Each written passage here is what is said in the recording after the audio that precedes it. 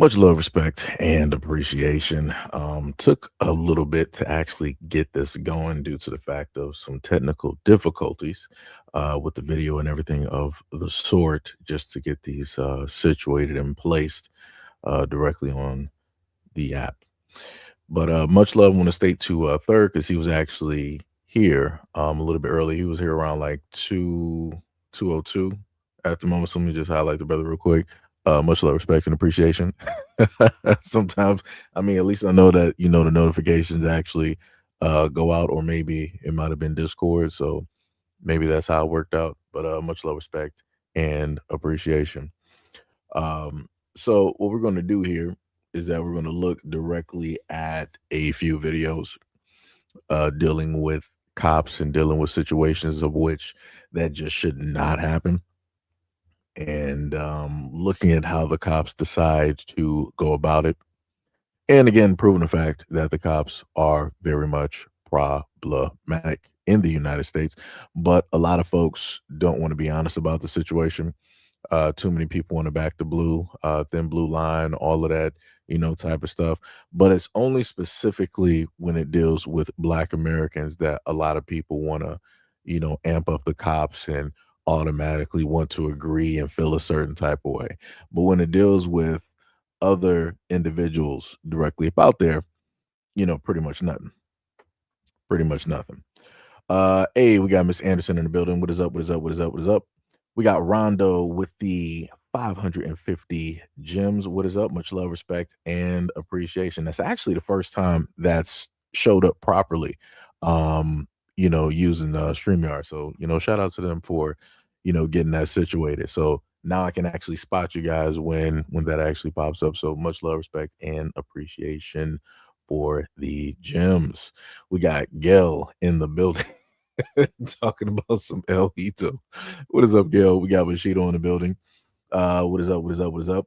We got Brandon V World. Much love, respect, and appreciation for the $2 dono. I'm guessing that this brother is at work. At work right now. I got that man working a long shift. We got DC Precise in the building. What is up? What is up? We said, what's good? Seji out here doing the Lord's work. Bars, bars, bars. We got Lewis. What is up? You said, what is up? Not much, man. Not much, not much. But let's get into this video. I'm going to replay it a few times because it will. The first part happens a little bit quick, but I made sure to pair both videos together so you can pretty much, get what's going on. But one house. Who? You. Start running, I'm gonna shoot you. Start running. Start running. You just see, I got you on camera, saying you gonna get your white shirt. Get your white shirt, man. No. What is supervisor? No. No. No. He just can't. No. He just walked up and said, "Boo, you go shoot motherfucker if he run." What the fuck you talking about? Catching a break. Talking about catching a break. What the fuck is catching a break? Y'all goofy asshole game on my dick on my soul. You fucking stumble. Come on. So we saw that, right? So let me just rewind that back real quick. So you see the cop car, right? So you see the guys right here. They just chilling. They out there just talking, right? Minding their business. I've done this. Being younger, we just sitting up there talking. That's it. We might have went to like CVS or whatnot or whatever, and we just stopped and we're just sitting up there talking, right? It's a nice day out. The sun is out. Nice breeze. Just chilling, right? So minding their business, ain't nothing happening. And then automatically this cop comes directly from the right side of the screen and then proceeds to walk up to one of the guys. You can see the guy basically moving directly over because the cop is like, hey, don't move, making up some story. Oh, I'm looking for you, whatnot, or whatever. So the dude is like, yo, you're first of all, I know I can outrun you, and you're not about to sit up there and put hands directly on me, trying to just hold me somewhere for no reason. So that dude automatically gets directly out of the way, right? And that's when you see the white cop tried to get him, obviously couldn't. We know that he's overweight, old age, and everything of the sort, right? Not built to be a cop. So then he proceeds to look directly at the cameraman, right? He was like, hey, I want you to stay right there. If you run, I'm gonna shoot you. Now I want y'all to understand, where on God's green earth does that make sense? You don't see anybody with a weapon. The cop is not saying weapon. He's not saying a knife, a taser, mace. He's not stating anything at all, which would basically give people the point of view of that, oh, he's he's going to be under fire, or everybody has a gun, or they're going to jump him. They're going to Nothing in there is telling that he is fearing for his life. He's automatically pulling up. You see, one hand is free, but obviously we know where his other hand is going to go, right? So you see the handcuffs. And then as soon as he said, if you run, I'm going to shoot, automatically starts to put his hand directly on the service weapon. You got 3 guys there, of which are not trying to bum rush him. They're not trying to fight him. They're not trying to threaten him. They're not doing anything at all that would make this cop fear for his life, so much so that he would need to go directly for his service pistol. But before he's even going for the service pistol, he said, if you run, I'll shoot. That's like a Family Guy episode. I swear I seen this before on a Family Guy episode where the cop was like, stop or I'll shoot. And I'm like, huh? So if the person stops, you're going to shoot him. So that means that the person needs to run so they don't get shot. I'm like, this is crazy. Like this is literally a Family Guy episode. I'm like, this is some crazy type of work. So let's just hit this up one more time, right? On house. Who? You. Start running, I'm gonna shoot you. Start running. Start running. You just I got you on camera saying you gonna get your white shirt. Get your white shirt, man. No. What a supervisor? No. No. No. He says walk up and said move so you go shoot motherfucker if you want. What you talking about? Come on, catching a break. Talking about catching a break. What the fuck is catching a break? Y'all goofy ass old game on dead from my soul. You fucking stumble. Come on. Right? So then let's go back. So notice the smile on the cop's face. He was like, yeah, I sat up there and did it. It is what it is. But we're just going to say that you're catching a break. How are they catching a break?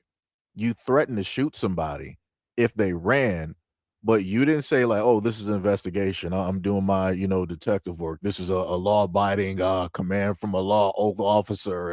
And this we see that you fit the description. He didn't say none of that. He didn't say zero. And then you got the other dude that came out here was like, yeah, you guys are catching a break. No, y'all dead wrong. You're dead wrong.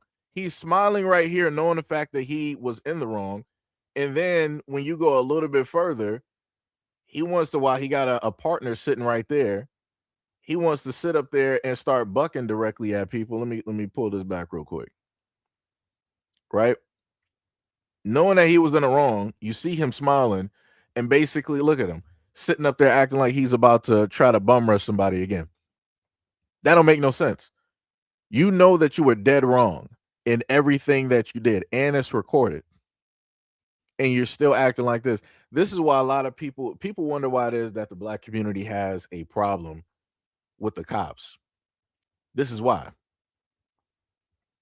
This is exactly why. Oh, wait. Somebody said that the police don't like hood-ish. Ain't nobody got time for that.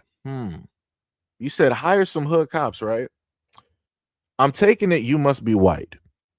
I'm glad you decided to speak up because I want to see what's your opinion when you have somebody of the white ethnicity, right? Of white culture, deciding that they want to whip out their genitalia and they want to urinate on the whole family, including somebody's daughter, right? So I want you to, stay right there, right? Hold on, where you at? Where you at? Let me just highlight the other one because y'all like to cuss, right?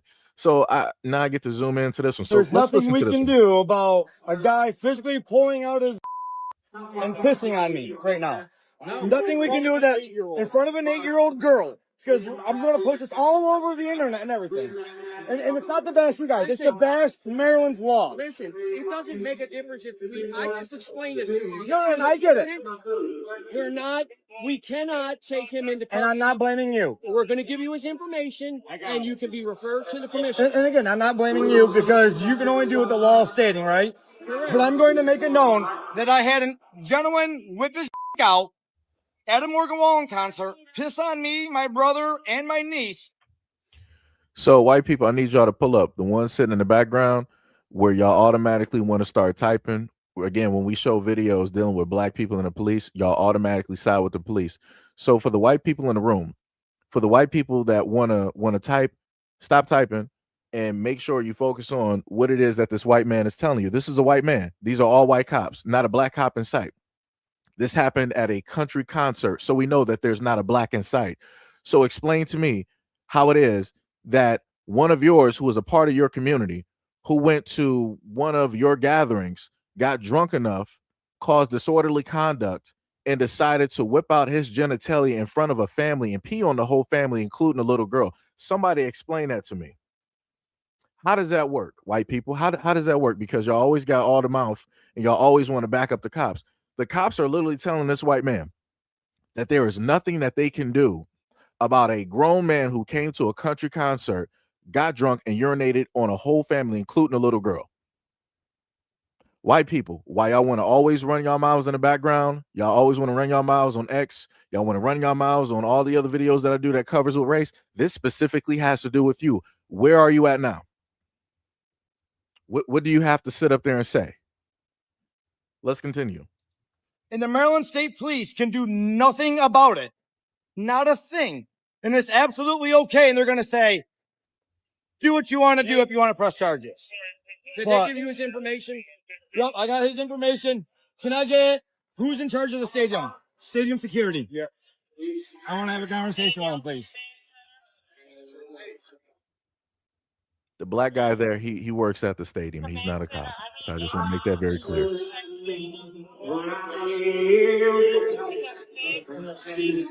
Absolutely crazy that you can pull your out, piss on somebody, and nothing happens. Look at her. That's his niece. That's his niece that was urinated on by a drunkard at a country concert. And the cops, and you can look at her face, how disturbed she is at what she more than likely saw. And the cops, all of those white cops are like, hey, we can't do anything about it, buddy. You know, it is what it is. You just gotta deal with it, bro. Yes, it is what it is. He's not black, so it's not an attack, right? That's how they're moving with this. Because the suspect more than likely is not black, it's not going to be listed as an attack. So they're going to let him go. I would have thought it would have been indecent exposure. I would have thought that he would have been on the registry because he decided to urinate on the family. In order to urinate, you would have to pull out your genitalia in order to do that. If you pull out your genitalia, that would mean that people would be able to see it. Right? But let's continue. Look at her. And you guys, like, there's nothing. Absolutely amazing. I know. You can either accept it. I don't know what else to tell you. I'm not mad at you. I'm mad at the system. Because now you're making a scene. I'm mad at the system. We're trying to help you, and you just continue to just go back I'm and mad do at the the system. same thing. I'm mad at the system. We helped you. You haven't helped me. We did help you. You haven't. You haven't helped anybody. Next time we will, and that's the problem. Question for you, sir. I'm Troy Building. How you doing? I got a question for you. If I were to whip out my right now and I piss on somebody, would I go to jail? I identified the guy, sir. I'm not sure I'm what just asking occurred. a question. I identified the individual for you. I kept him out there. I did everything I was asked to do. I'm asking a completely question. understand. If I were to go piss on somebody right now, would you arrest me? Well, they would see you do it. Exactly. That's the problem. If I pissed on somebody right here and this gentleman came up to you and said, hey, that gentleman just pissed on this lady, would I get a... So again, I'm just trying to figure out.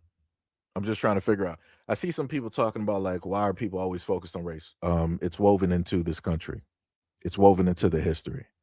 A lot of things had to deal directly with race. I'm not sure how people want to get past that or overlook that. That's quite crazy. I thought that's what made the United States unique versus every other country. We're a mixture of different races, ethnicities, and cultures, but within that, we have clashes. There are problems that happen. There are disagreements that happen. There are conversations that may happen, and there's a lot of conversations that don't and will never happen. So it's a little bit crazy to me how people want to always make it seem as though, like, oh man, why is this always about race. Because the first video that I listed where it had to deal with black folks, usually what tends to happen is that a lot of people want to start running their mouths. They always want to claim that the cops are innocent. They always want to claim that the blacks did something, that the blacks were going to attack, and all this other type of stuff, right? The normal rhetoric. But again, white cop, right? In the original video, let me go back real quick. This white cop in the original video threatened the lives of black men that were there in their own community, not doing anything wrong, had his hand directly on his service pistol and said, "If you run, I'm going to shoot you." He said that multiple times while walking towards and having his hands on his service pistol. Not once did he sit up there and say that, "Hey, I'm in fear of my life." Not once did he sit up there and say that somebody was taking a bladed stance or that their fists were balled up. Not at one point did he say that somebody had a weapon directly on them or that there was something in their hand I couldn't properly see, and now I must sit up there and defend myself. Not at one point did he ever say that he feared for his life. But automatically he can pull up on 3 black men in their own community, minding their business, relaxing, just talking, and sit up there and threaten them and sit up there and say, "If you run, I'll shoot you." That doesn't make any type of sense. Like I said before, I've seen tons of videos and I've not seen that happen to 3 white teenagers nor 3 white men. I've not seen it. I've not seen it. 9 times out of 10, when it deals with the threat of taking somebody's life, it happens primarily directly to black men, black boys in the black community. But like I said, a lot of y'all like to sit up there and sit back and justify a lot of stuff. A lot of y'all like to justify a lot of stuff. But like I said, oh no, looky. Somebody's like, "Hey, I'm spewing propaganda," even though I'm clearly showcasing videos. You know, the one thing I love about the internet is that when people dislike what it is that you're saying, when people dislike the evidence that you are placing directly in front, people are like, "Oh no, I don't like this. I'm going to report you and make sure that you can never do videos and people can never hear your voice ever again." Yeah. You know, the funniest thing about that, that's what the United States government is actually doing to everybody at this current moment in time. But yet, when it deals with the government, who are you going to report that to? When it deals, let's say, with the flock cameras, right? With all of these license plate readers and all of these other types of things that they're doing to be very invasive, right? Like I said, the cops don't even specifically have to pull you over to see anything. They have cameras that are posted that can look directly into your car. Who are you going to report that to? The government and police are, they work in tandem. They're a part of the exact same group. So who are you going to run to then? You don't have protection on that. Huh? You don't have nobody to complain to. You can't complain to the United States government, can't complain to the corporations, can't complain to America, can't complain to the UN. So you're just going to have to sit up there and deal with it. It's crazy how that works, though. That's why, like I said, this is why when I specifically did this, I was just going to talk about the police and just go by every single story as a story. But now, because people want us to get stupid, this is when I got to start highlighting the fact that you see a difference in how race is treated, right? And that was the main thing. The black men here.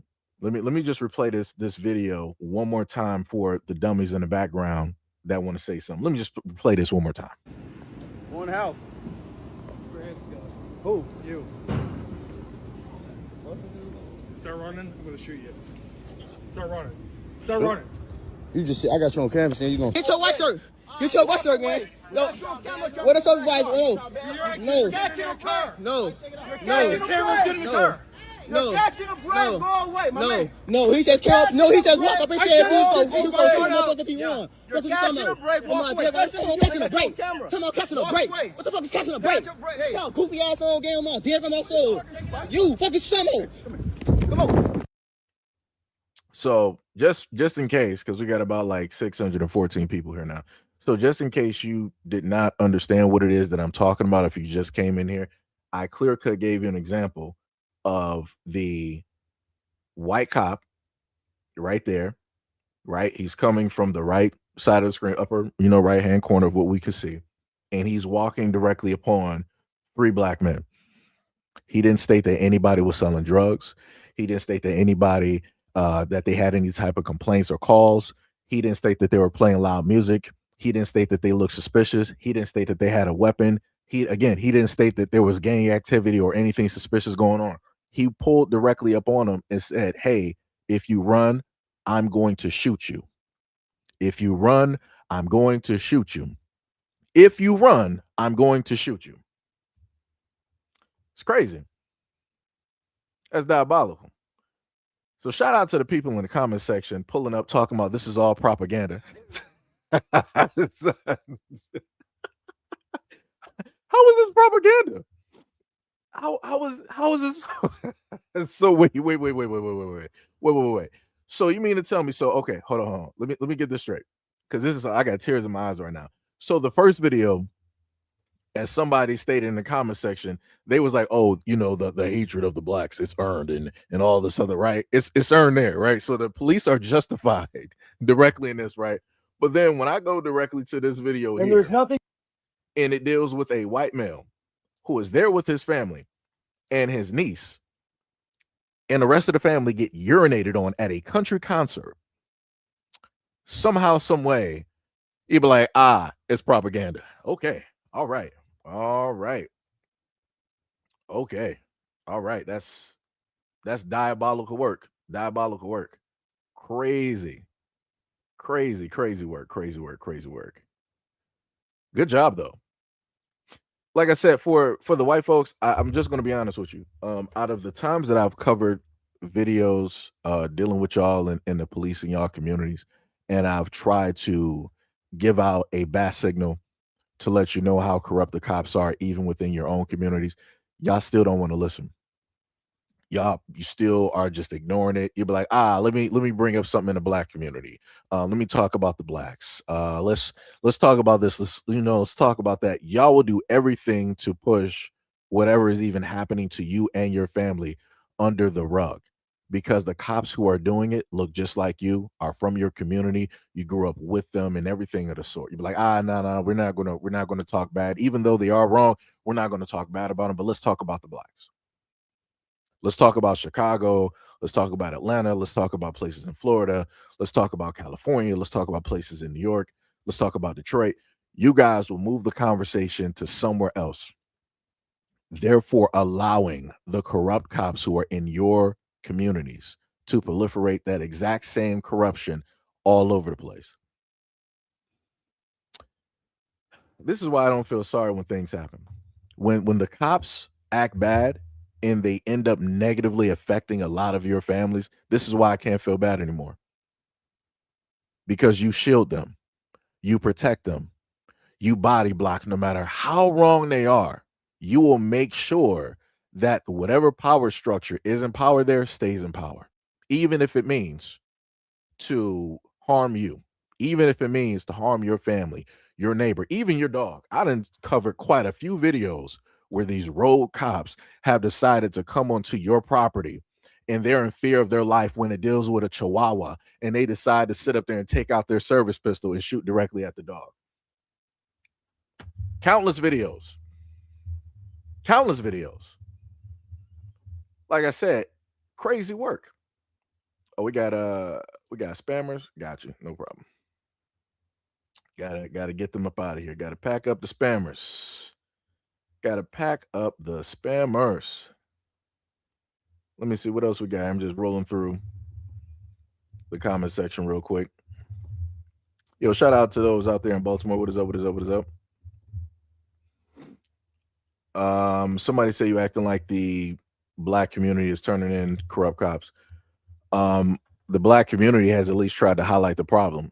How many times have black people come directly out and talked about the fact that, hey, their 7-year-old son or whoever ended up having their life taken because of a road cop, because they didn't know how to de-escalate a situation. We talk about that frequently. We bring it up in the media. What you don't happen to see is white people bringing this up.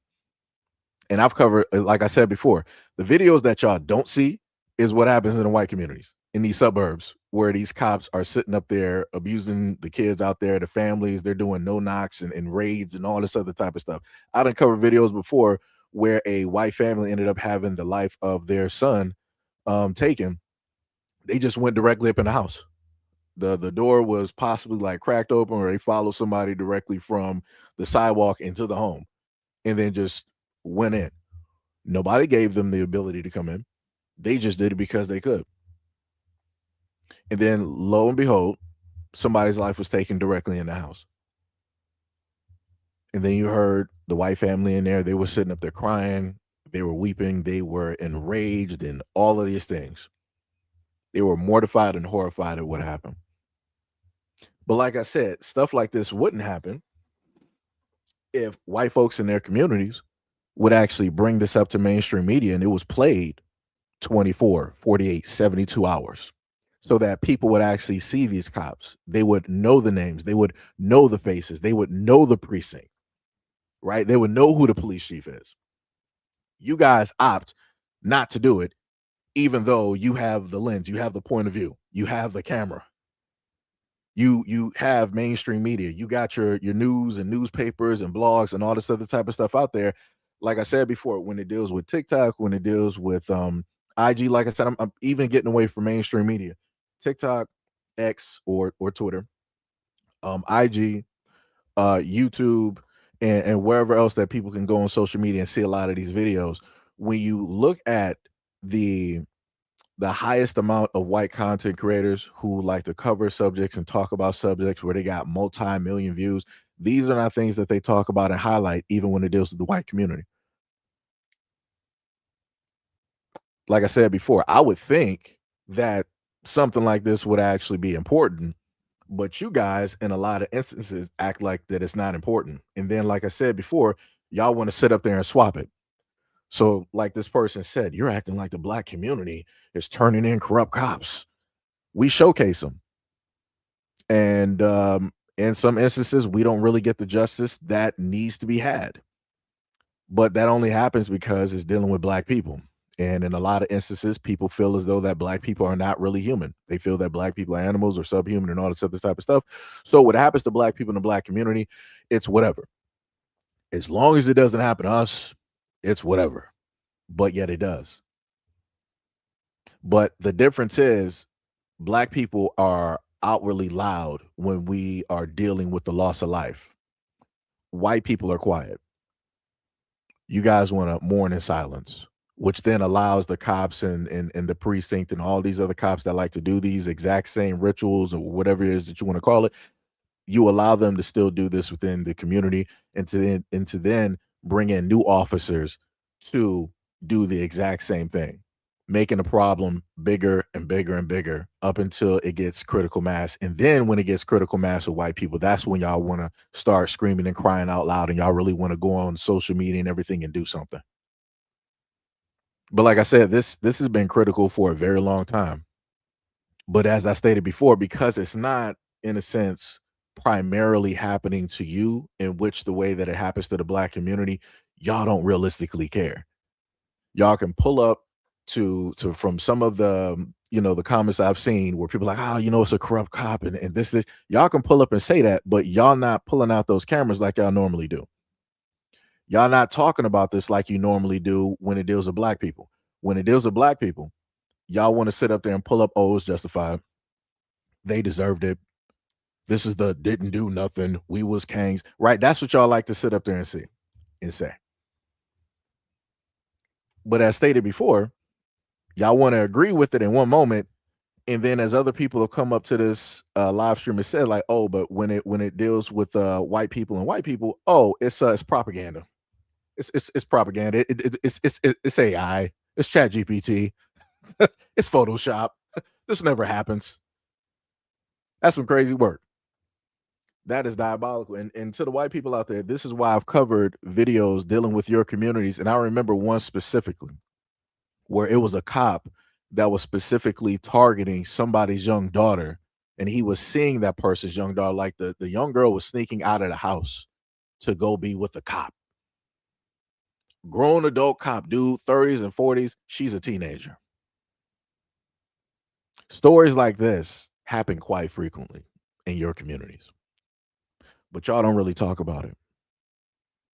The same people who are supposed to uphold the law break the law every single time in the white community, but white people really don't outwardly and openly speak about it because they're like, that's going to make us look bad. That's going to make us look bad, and then the blacks, they're just going to sit up there and use it against us. So instead of us being honest about our own problems and situations, instead of us bringing it up, and it is going to reflect on us and make us look bad, we're just going to ignore it and make it seem like it doesn't exist. So we're going to move the goalposts and let's talk about the blacks. Let's talk about the per capita. Let's talk about the crime rates. Let's talk about the drugs. Let's talk about Detroit. Let's talk about 1 trillion people just got killed in Chicago 5 seconds ago, and all this other. Let's talk about all these other things. Let's inundate, the airwaves. Let's inundate all the social media with all this stuff dealing with the blacks, so that we can minimize, sweep under the rug, and not focus on the problems that we got directly within our white suburban communities, of which we allow this type of criminal behavior by way of the cops, the law-abiding oath officers. They commit these crimes to us. Let's ignore all of this and just focus directly on the blacks. And y'all pull up and y'all want to sit up there and say, why is everything about race? That's why. Like I said, Black Americans, we don't make this a thing. You guys do. Because in a lot of these systems of which you control, like I said, y'all said that y'all created America. Y'all created, you modernized, right, America. You also gave a lot of things to the world, right? But yet, with all of the quote unquote good that you gave, you don't want to talk about the bad or the ugly. You only want to be worshipped for the good and the positive. Now, when it deals with the bad and ugly, this is when you want to slide in. Oh, look at the blacks. look at how we made America so great, and look at how we did this and look at how we did that. But these blacks, the moment of time that we brought them over here, the last time that they were, good workers was back during slavery. Now it's like they're just lazy. That's the way that y'all want to sit up there and paint it. That is the way that you want to sit up there and paint it. And it's like that's pretty crazy.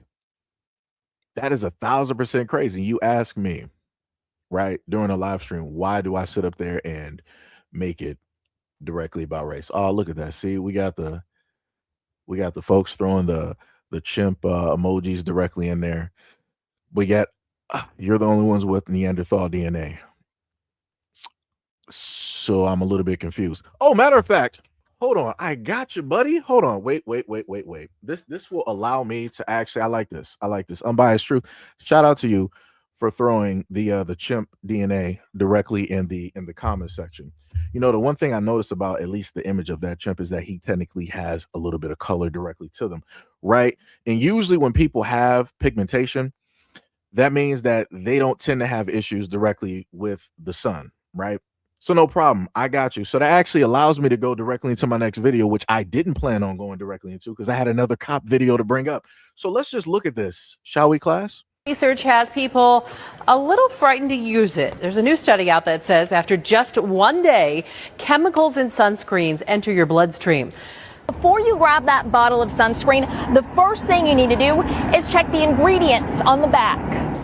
They are chemicals and they can potentially be dangerous. Look at any bottle of sunscreen on the store shelf and it'll more than likely have one of these ingredients. Avobenzone and oxybenzone are very commonly in your chemical sunscreens. But a new study finds when you apply sunscreen with those chemicals, along with two other ones known as escamsol and octocrylene, they can absorb into your skin and into your bloodstream. In more than 80%, 80% of the sunscreen products sold in the USA were now considered potentially unsafe for use. Wanting to protect our skin, but risking things like hormone disruption, skin allergies, even cancer. And on the other side, you have mineral sunscreens. And the mineral sunscreens have zinc oxide or some other mineral. And what happens is it reflects the light off of your body. So it's almost like putting a barrier on your skin. The sun's light, rays hit and then they bounce off.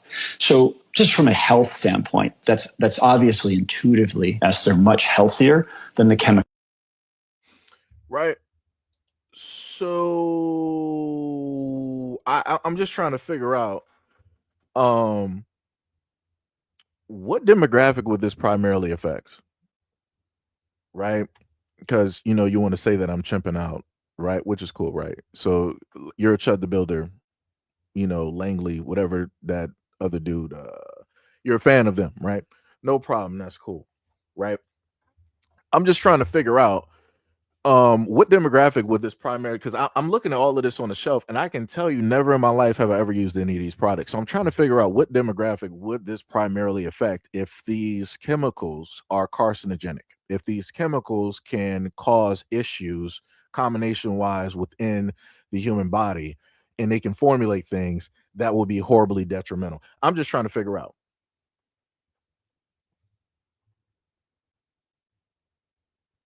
Just trying to figure out. Just trying to figure out. Just trying to figure out.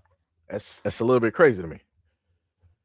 Oh, we got trolls directly in there. No problem. We can't really deal with spamming, brother. Gonna have to pack you up. Spamming a little bit too much for me, brother. You wrote that like 6 times. If you would have wrote it once, cool, fine. Like I said, I'm used to the racism. Y'all not really saying nothing I haven't seen or heard before, right? Like I said, I can highlight the chimp and the primates, and that's not really doing nothing. I did see somebody earlier. They said that they're just listing a whole bunch of stuff to throw me off. Actually, I mean, technically today, the comments have fed directly into other videos. So they're actually fast forwarding a lot of stuff that I would have taken my time to get directly up to. So it's actually quite funny how it works. But like I said before, I'm just trying to figure out what demographic. Looking at all of these products, I've never, me or any other young black kids that I know of, that I've been around playing out in the sun all of our lives, playing basketball. I've never seen these products. I've never seen these products in my house. I've never used them. So I'm trying to figure out, to those out there that like to throw up the chimp and the gorilla, the primate emojis, like to say that blacks are chimping down and that, this, that, and the third. Doesn't this affect you? Aren't these your companies? The blacks didn't make these companies. I'm pretty sure a white hand created these companies, right? Because usually when people happen to make companies, especially for products that have certain needs that certain people need, usually it's people of those demographics that usually tend to actually make those products. Sunscreen is technically really not one of those. Technically, it's not one of those. Now, maybe you could sit up there and say that if somebody is very much light enough where they don't really have a lot of melanin and they are black, okay, possible. But on a larger scale, no. Just saying. Yeah, so like I said, you can say that I'm a chimp. You can say that primate, all this other type of stuff. But what I do know is that something that God made, which is the sun, which gives life to everything else out here on the planet, I don't have a problem with it. And nor does the sun have a problem with me. So I'm just trying to, figure out. Just trying to figure out. Some crazy work. Oh, that's crazy. People out here saying I have no dad or no mom.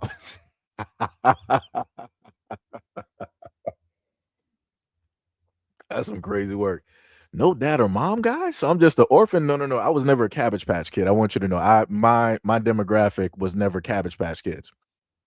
We were never the orphan children on trains. That's not how that worked with the black community.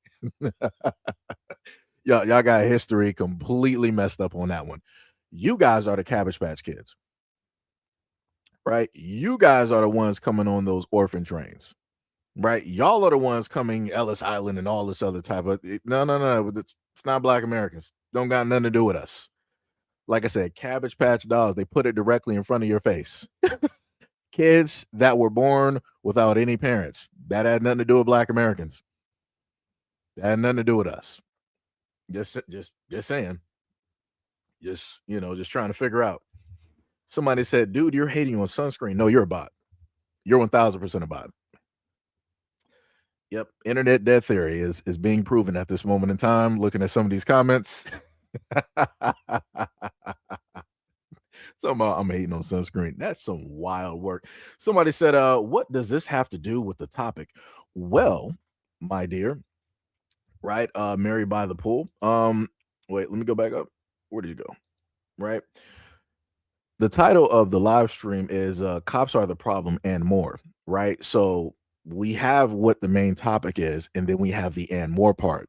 What ended up actually happening was that we had a lot of trolls. We had, racists that are still currently here, and they wanted to basically say a variety of things towards me, being a Black American and, talking about these subjects. And I had to respond kindly. So this was one of the and more videos that I was going to highlight that had to do specifically with the white community. And I wanted to throw that video out there in order to inform the white community of the harm that was taking place by way of these corporations that really don't care about your population.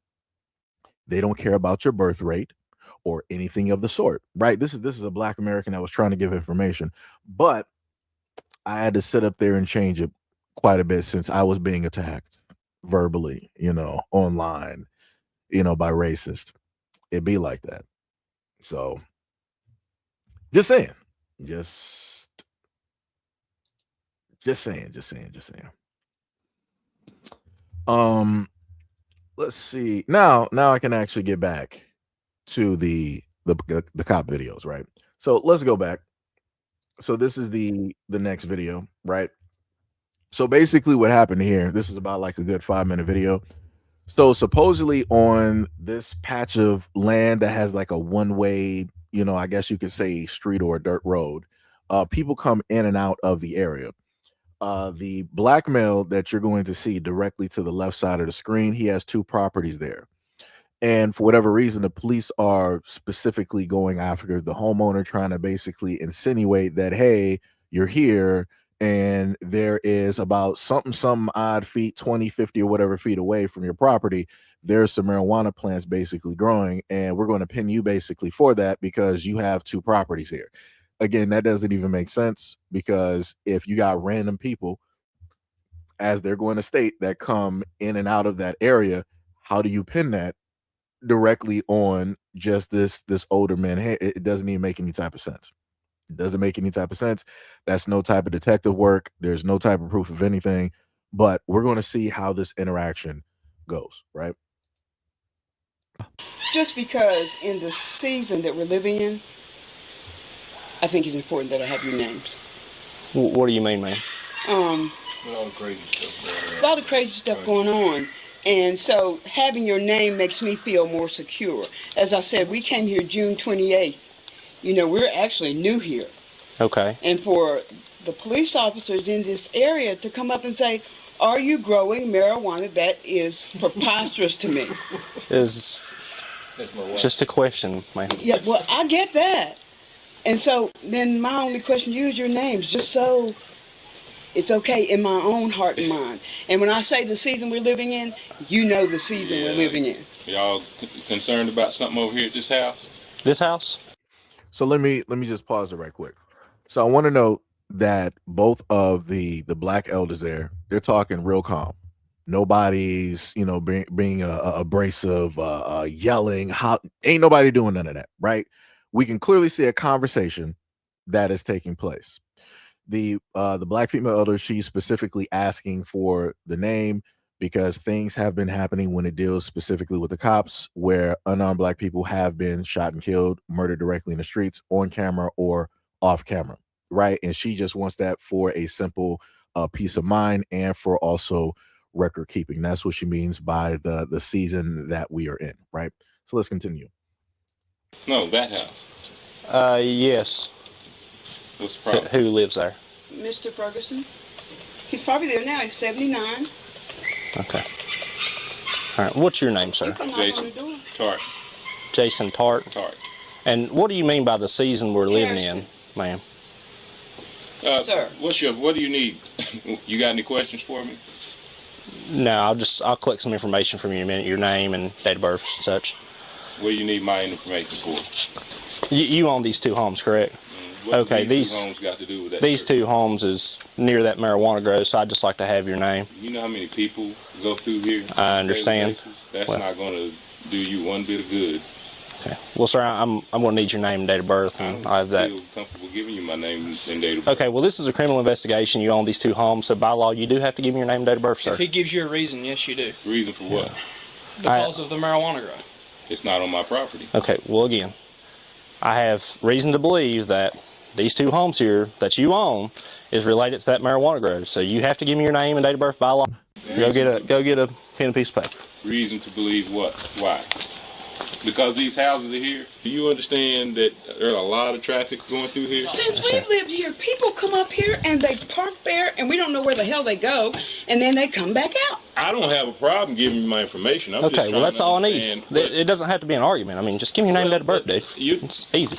It's not easy. My property has nothing to do with what you found. Okay. Well, we're just making sure of that. Well, you scared me. I mean, Scared you? Who says that? Who By asking you a question? Who comes up and asks? That's crazy. And it scared you? I'm trying to understand what it scared you by me asking you a question. Growing marijuana? And that's a question. To say somebody scared you because they asked you a question is ridiculous. Now, let me freeze it right there. I like how he's trying to phrase it as if he's just a normal person and he just came up and just asked a random question like, yo, I happen to see some wheat growing back there. Like, who's growing that? As if he's a neighbor. You're a cop. You got a badge. You got a gun. You're able to really just pull out your firearm and just say anything happened and take somebody's life. She's an older woman. She's obviously not combative, right? She's obviously not aggressive in any type of sort of way. She's not threatening anybody's life. Yeah, she's going to be fearful, because she's more than likely grown up in a time where she has seen a variety of things happen. And then some of those things from the past, she's still seeing currently at her age, which she shouldn't be able to see, because you would think as time basically progresses, you wouldn't see a lot of things bleeding directly through into the future. But that's currently where we are, because a lot of people refuse to learn directly from the past. Therefore, we will suffer in the future because of lack of information and knowledge. Right? So like I said, it's crazy how he wants to throw, this whole thing as a back and forth, as if he's just a random person just out there just wondering what's going on. Let's continue. It's preposterous. Go ahead and give me your name, sir. Wait. First name. It's ridiculous to you, sir. Yes, ma'am. But it's not ridiculous. Your first name. I'm not giving you my information. Sir, if you refuse to give me your information, I'm going to arrest you. That's fine. My property has nothing to do with any marijuana whatsoever. You're going to arrest me if I don't give you my name and date of birth. It's obstructing an officer. How? Because you're hindering me from doing my job. You're hindering me from... How am I hindering you from doing your job if it's not on my property?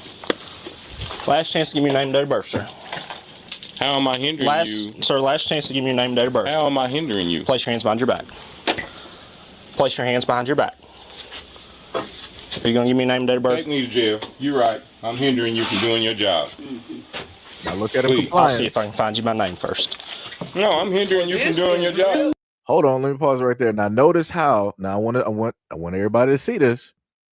Notice how when the older black gentleman, he sat up there, he took a second and paused. He was like, you know what? Let me listen to you real quick. Let me put my hands behind my back. Let me comply with your orders. And he said, let's go to jail. Telling the officer, hey, my hands are behind my back. I don't got nothing on me. You and your other officer are free to arrest me, and we can go downtown and sort this out however you want to sit up there and do it. The cop was like, you know what? No. Let me actually get off your property real quick. I'm going to see if I can actually find this bonnet. What? You already stepped on his porch. You already came directly into his personal space. You had the whole full ability. He gave you full legal authority to say, hey, put your hands on me and put cuffs on me and arrest me, put me in the back of the squad car. You could have done it. You opted not to do it. And let me make this very clear to a lot of people. The reason that he didn't do it right there is because he didn't have that justifiable reason or cause. If he was acting aggressive, if he was acting belligerent, both of them would have stepped on that porch. It would have been a wrestling match like you normally see. Like I said, the dude wasn't trying to be aggressive. He wasn't pulling away from the officer. He wasn't taking some type of random stance. So it was like, no, this is too easy. It's going to look bad on my part. Let me not do this. Right? Let's continue. Going out off the Yeah, this is how you guys. This is bad. This is 112 control. This is how you operate. This is a wrap. I'm hindering you from doing your That's why I job. needed their. Y'all need to go inside. Again, you two go inside. Go inside. I'm afraid. Go now, inside. I'll tell you the truth. Go inside. On my own porch. No, go inside as of right now. Tell me why. Go inside. What are you doing? Step off man? the porch. Step off the porch. Now he has to step off the I'll porch. step off. Go inside. What are you doing? This is unnecessary for Sir, you to be go doing inside. This. He's standing on his own porch. Go inside. Don't come in my house. Go inside. Step back. Go inside. Look, that's completely uncomfortable. Now pay attention to that, right? Nobody's being disorderly. Nobody's being aggressive. Nobody's being belligerent. These are all older black folks, right? On their own property. The older black gentleman that had the fro, he was just simply recording. And they saw him recording. He was like, nah, we can't have that. But before we sit up there and deal with you, guy, we need you to step off the porch. So like I said, the cop already knew that he was wrong by going directly onto the property, which he should not have done, and then getting directly in his personal space and then threatening to already arrest him. And then once the arrest automatically seemed easy, he was like, nah, let me actually walk this back. This is not going to actually look good when I do the paperwork. So let me step back off. Let me not even look up the name still, even though I said I was going to look up the name. And now let me tell you, or quote unquote, order you to get off the porch. Again, he complied. He complied again. This is the second time this man sat up there and complied directly with the officers. But after he stepped directly off the porch, he went back onto the property and then decided to basically push somebody else into their own home because he did not want them to record or see what was going to happen. That's a little bit suspicious. This is why I sit up there and say I don't like the police cameras, because it always takes them 6 months to a year plus to come out with the footage of something that might have been like 5 minutes long.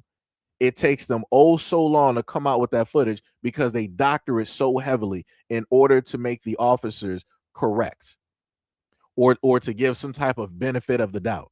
And like I said, people wonder why it is that the black community has a problem with cops. This is exactly why.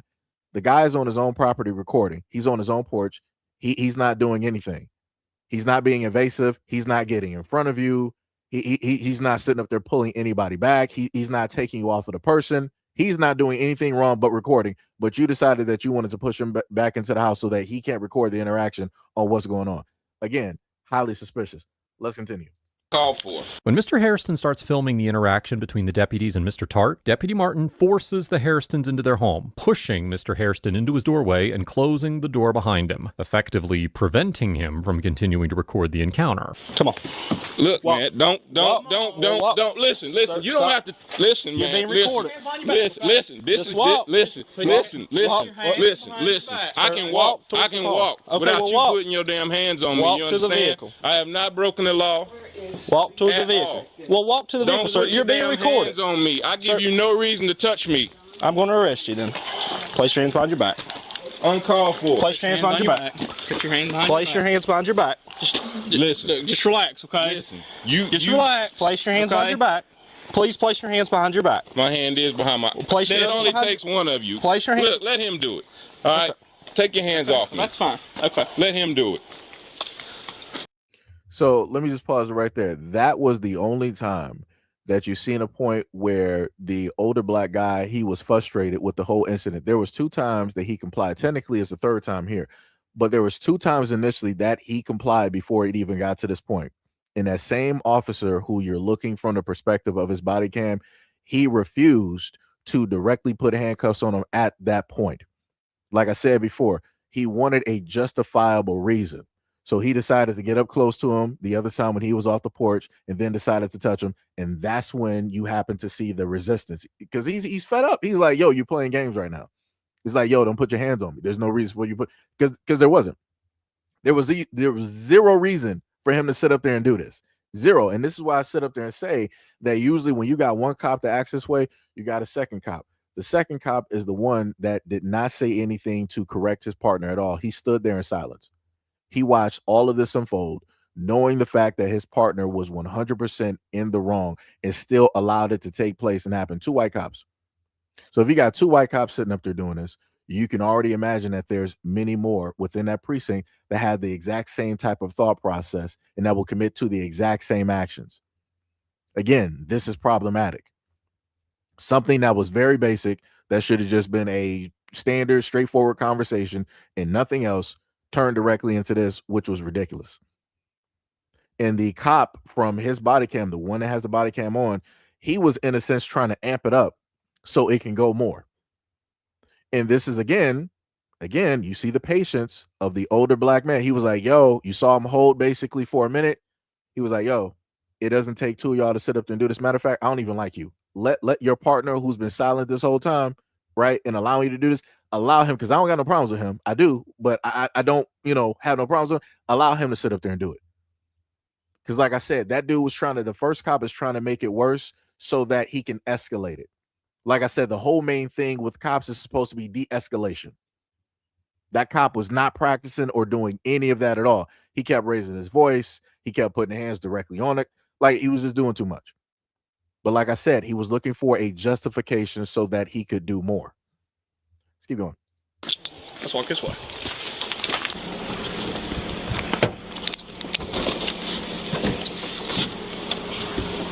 He owns two properties right here on this Fabulous Drive road. We located a marijuana grow, probably not 100 foot, 50 foot from this last property of his, and he just won't give us his name, date of birth. 10-4, male, white male, black male. Black male. Right. Like I said, that's 1,000% crazy. Looking through the comment section, I did see somebody sit up and say that this is an older video. I'm going to just state this again for a lot of folks who may be new here. What's old to you is new to me. I think somebody, if I remember correctly, somebody might have stated that this was like some 2017, like an older video. I wasn't doing this in 2017. I was focused on other life stuff. So a lot of this stuff, it went past me. It was not in my point of view. Didn't know anything about it. Because like I said, I wasn't really online, like that. I was just focused on, other stuff going on directly in life, especially in 2017. Yeah. But like I said, what's old to you is new to me. And if it's also new to me, it might be new to a lot of other people who might not have seen it, But like I said before, I'm just using this as an example to showcase the fact that in all three examples, the cops are problematic. They are problematic. But in both instances, when you put these videos up and you place them, let's say on X or wherever else, like X or let's say TikTok, because that's where a lot of people like to talk, you'll notice that in a lot of instances that people will always agree with the cops. They will always side with the cops. And these are 9 times out of 10, these are people who are non-Black American, right? On the rare chance of a 1% chance that you have somebody agreeing and they quote unquote are Black American, usually they're Republican conservative. Usually that's how that works. And that's, that whole the group, that's a whole nother situation, directly with themselves. They'll always agree directly with the cops and always will sit up there and say, oh yeah, Blacks are always in the wrong. I've grown up with them. I've been here, I've been there, and I've seen this and that. They'll always, do the exact same thing. Like I said, that's to be expected. They want to make money, and they know the main source that their money comes directly from is naturally and normally from white folks, because they are cherry picking certain things. They're being a mouthpiece, saying, very provocative things, making very inflammatory and incendiary comments, so that they can get, more views and more people to be there. Not even just supporters, but they also want the animosity and the other energy that comes with that from, people that disagree directly with them. Like I said, I've seen a lot of their content, watch live streams, everything of the sort. It's a whole thing that deals with psychology, and people fall directly for it every single time. Every single time. Like I said. But this is what we're dealing with at this moment in time. But again, one more time for the people in the back, because people want to sit up there and say, what does this have to specifically do with race? So, right. So in both instances, the very first video, let me go back. The first video, we were able to sit up there and see, let me see if I can get him on camera real quick. Right. We had this white cop antagonizing a group of 3 black men. stating that he was going to shoot them multiple times. He was just going to take their life for no reason, right? He wasn't fearing for his life. He wasn't defending himself. He wasn't under attack. It wasn't like a Megazord was coming down and this was the only way that he had to sit up there and defend himself by basically shooting upwards towards the sky to try to take out a pterodactyl. It wasn't none of that, right? He wasn't arrested, right? The officer that was there, he didn't take his badge or his weapon or put him in handcuffs. They were just like, all right, for you blacks here, we're just gonna call it misfire, and we're just gonna let you off. Right? We're gonna let you free this time, as if they're doing something good for them, even though the cops are the ones in the wrong. And then we have this video here where it specifically deals with these black elders here and how it is that the cops wanted to escalate the situation. The cops were 1,000% in the wrong, right? 1,000% in the wrong. Nobody here. It's always the blacks. They're always aggressive. They're jumping out. None of that was sitting up here happening, right? We were clearly able to see that directly from the cops' body video cam video. It wasn't from a Ring doorbell coming from the blacks. It wasn't from a recording coming from the blacks. It was coming from the white officer's body cam video. And it showed how he was in the wrong. And even though he was in the wrong, he still arrested the elder black man for no reason, right? So now going back to play this video again for the people directly in the back, where I'm just trying to figure out the point of view, the perspective of a lot of folks, a lot of white folks out here when it deals with these cops, because y'all always back the thin blue line. You always say that the cops can do no wrong and everything of the sort. But yet when it deals with this, I never see y'all online highlighting these cops, their names, the precinct. I don't see y'all writing hundreds of thousands of messages on X talking about these cops or anything of the sort, talking about the police chief or trying to get this into the eyes of mainstream media or Fox News or whatnot or whatever. Right? Let me just play this one more time for those in the back. Okay, and there's nothing we can do about a guy physically pulling out his and pissing on me right now. Nothing we can do with that in front of an 8-year-old girl, because I'm going to push this all over the internet and everything. And it's not the best, you guys. It's the best Maryland's law. Listen, it doesn't make a difference if I just explained this to you. No, I get it. We cannot take him into custody. And I'm not blaming you. We're going to give you his information, and you can be referred to the commission. And again, I'm not blaming you, because you can only do what the law is stating, right? Correct. But I'm going to make it known that I had a gentleman whip his out at a Morgan Wallen concert, piss on me, my brother, and my niece, and the Maryland State Police can do nothing about it. Not a thing. And it's absolutely okay. And they're going to say, do what you want to do if you want to press charges. Did they give you his information? Yep, I got his information. Can I get who's in charge of the stadium? Stadium security. Yeah. I want to have a conversation with him, please.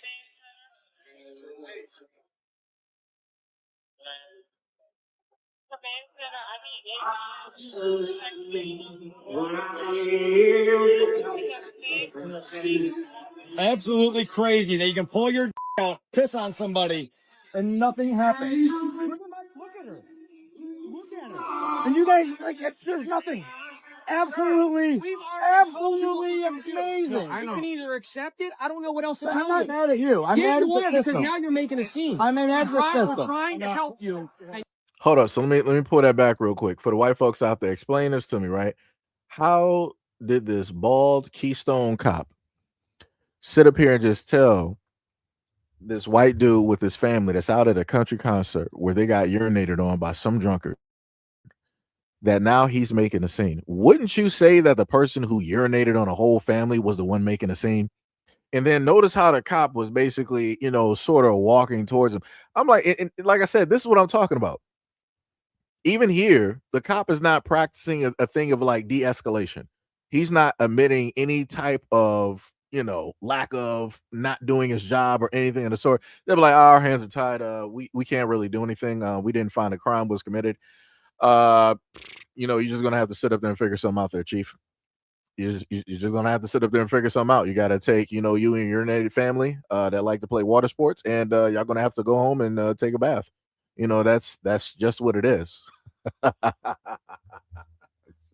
Yo, that's crazy. That is wild. Watching cops not do their job. And the crazy part is I grew up watching cops And anytime that somebody was urinating in public, they arrested them. And I'm like, yo, that's crazy. I'm like, they didn't do anything to anybody. The person was just behind a garbage can and they were just using the bathroom. Maybe they might have been drunk or whatnot or whatever, but they weren't doing anything to anybody. They were just in the alley. I'm like, hey, you don't really want to see that, but I'm like, all right, well, whatever, right? But now we move from that to cops in 2026. They're like, you got actually urinated on in public? Yo, that's wild and crazy. I'm sorry, we can't do anything. We can't make any arrests. Oh, your niece got urinated on? That's crazy. That's wild that happened.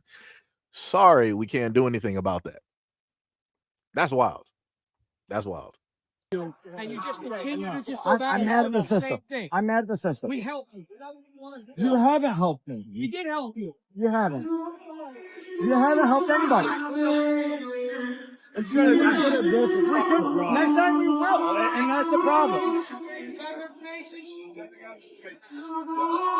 Question for you, sir. I'm Troy Gaveldi. How you doing? I got a question for you. If I were to whip out my right now, and I piss on somebody, would I go to jail?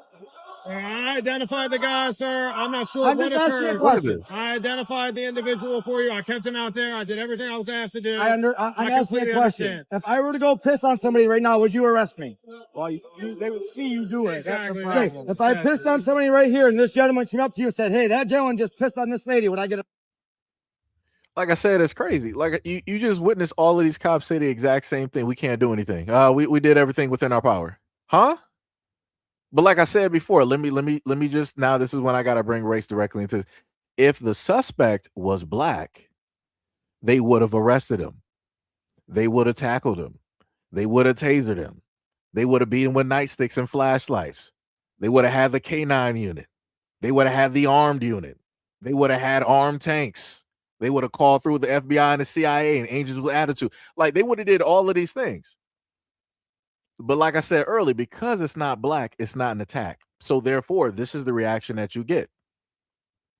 But again, like I said before, people wonder why it is that I focus directly on race or why it is that I talk about race, because I got video examples like this, which is ridiculous. I'm against this all the way. I don't care realistically who does it, but it's the fact that this is at a country concert.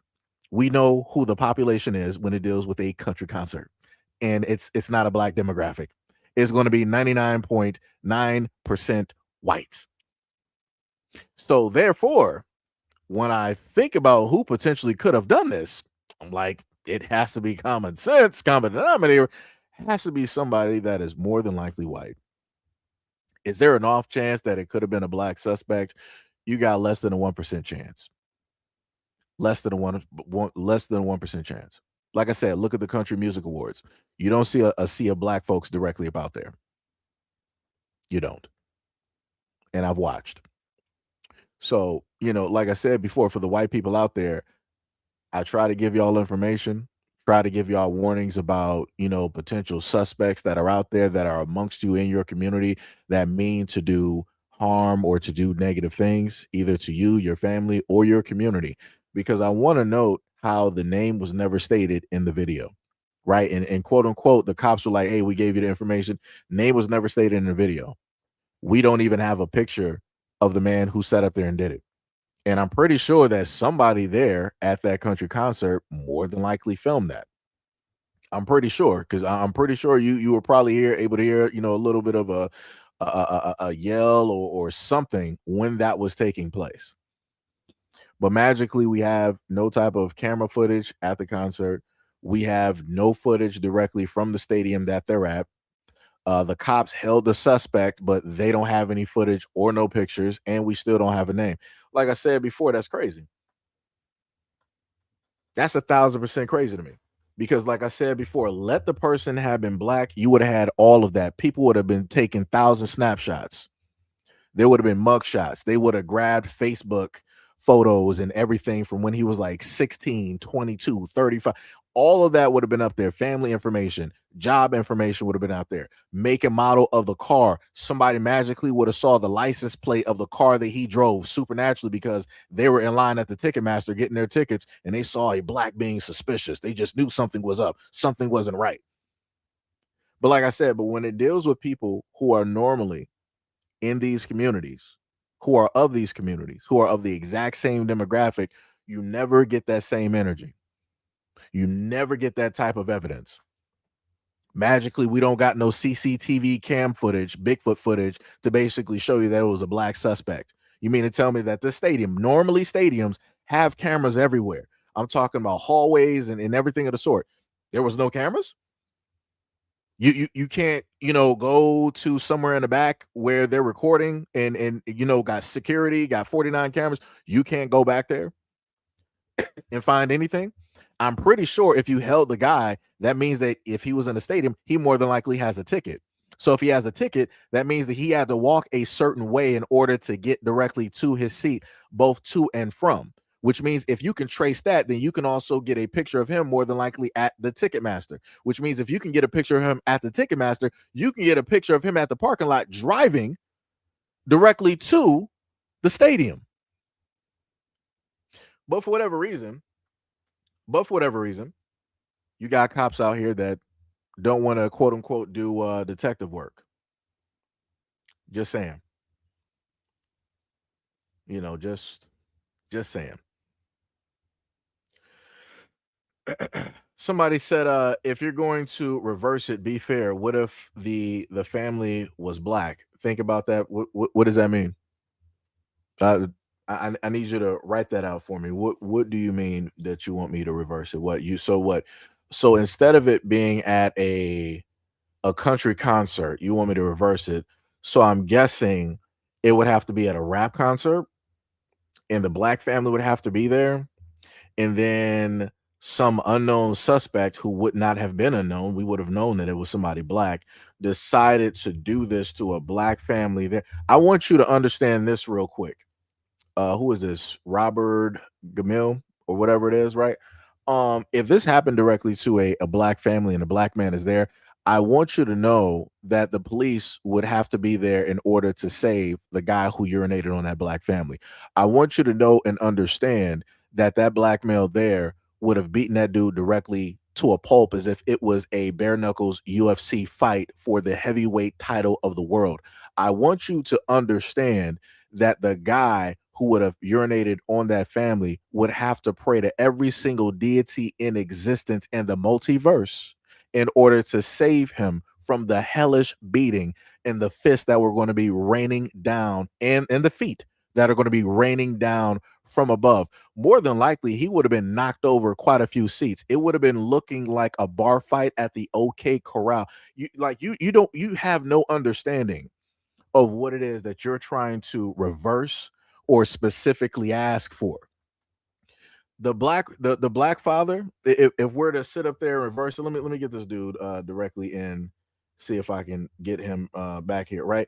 If this was a black man here, you wouldn't even see him holding the camera. He would already be in cuffs because that's how they would treat the situation. The black father would be in cuffs because of how he brutally beat the living life directly out of the perpetrator, out of the criminal. That's what would have happened. You wouldn't have seen a black father sitting up here being able to have this back and forth with the police. He, after beating that guy who urinated on his family, he would have been sitting up there being very aggressive and argumentative with the police because the police would try to protect the criminal. Because I'm not sure if you guys actually understand what cops really do directly out here. They don't actually care about you. They're there for the protection of the government, for the businesses, for the rich. They don't have to protect you at all. That also includes you too, white people. And I've said this 99 different times. I'm sorry, 9,999 different times, that even in your communities, for the white folks out there, the police do not care about you. I've seen cops take the lives of your daughters, your unborn. I've seen your sons, your uncles, your grandfathers, in some instances, families. And y'all still don't say nothing. You still like the father was sitting up there doing. He's like, hey, I'm not mad at you. I'm mad at the current events. I'm not mad at you. I'm just mad at the laws. Why are you being so nice? You're a father. You have every justification to be enraged, to be angered that this happened directly to your family. and you decided to give over that anger and that rage. You decided to forego that because you were like, hey, I'm a law-abiding citizen and I believe in my cops. I believe in the police. Matter of fact, I back the blue. I love the guys, right? I got family that's cops. I got friends that are cops, right? My father is a retired cop, right? That's what you guys like to say. And all for them to sit up there and fail you directly in front of your face. You're the man of the family. You're the representation of a protector of safety. You're the last and the first line of defense. And you forego all of that to give that up to the police of which you worship, and they let you down directly to your face. They'll be like, hey, we get that you worship us. We get that you love us, but we can't do anything for you here. But thanks for, making sure that we're going to get our pension. Thanks to make sure that we're going to get, more money, directly to us, even though we're really not doing anything. And that any perpetrators that happen to do anything to the kids in the community, we just, let them free and, do whatever they want to do, like Batman running Arkham Asylum. That's basically who the police are. They're Batman. Batman will throw everybody into Arkham Asylum just to allow them to get right back out and commit the exact same crime because of quote unquote rehabilitation. The cops do the exact same thing in all of these communities where they will sit up there and quote unquote arrest the criminals, hold them for 2 months, 3 months, 6 months, a year. And then after that time is done, where they get their money because of their jails, their privatized jails and all this other type of stuff, let them right back out to do the exact same thing, rinse, wash, and repeat. They're both the problem and the solution. And I've stated this to white people time and time again. And y'all still don't want to pay attention or listen, but I'm the villain. Yo, I tell you, this is 1,000% crazy. That's 1,000% crazy. 100%. This is crazy. That's crazy. Like I said, that had to hurt being a white man.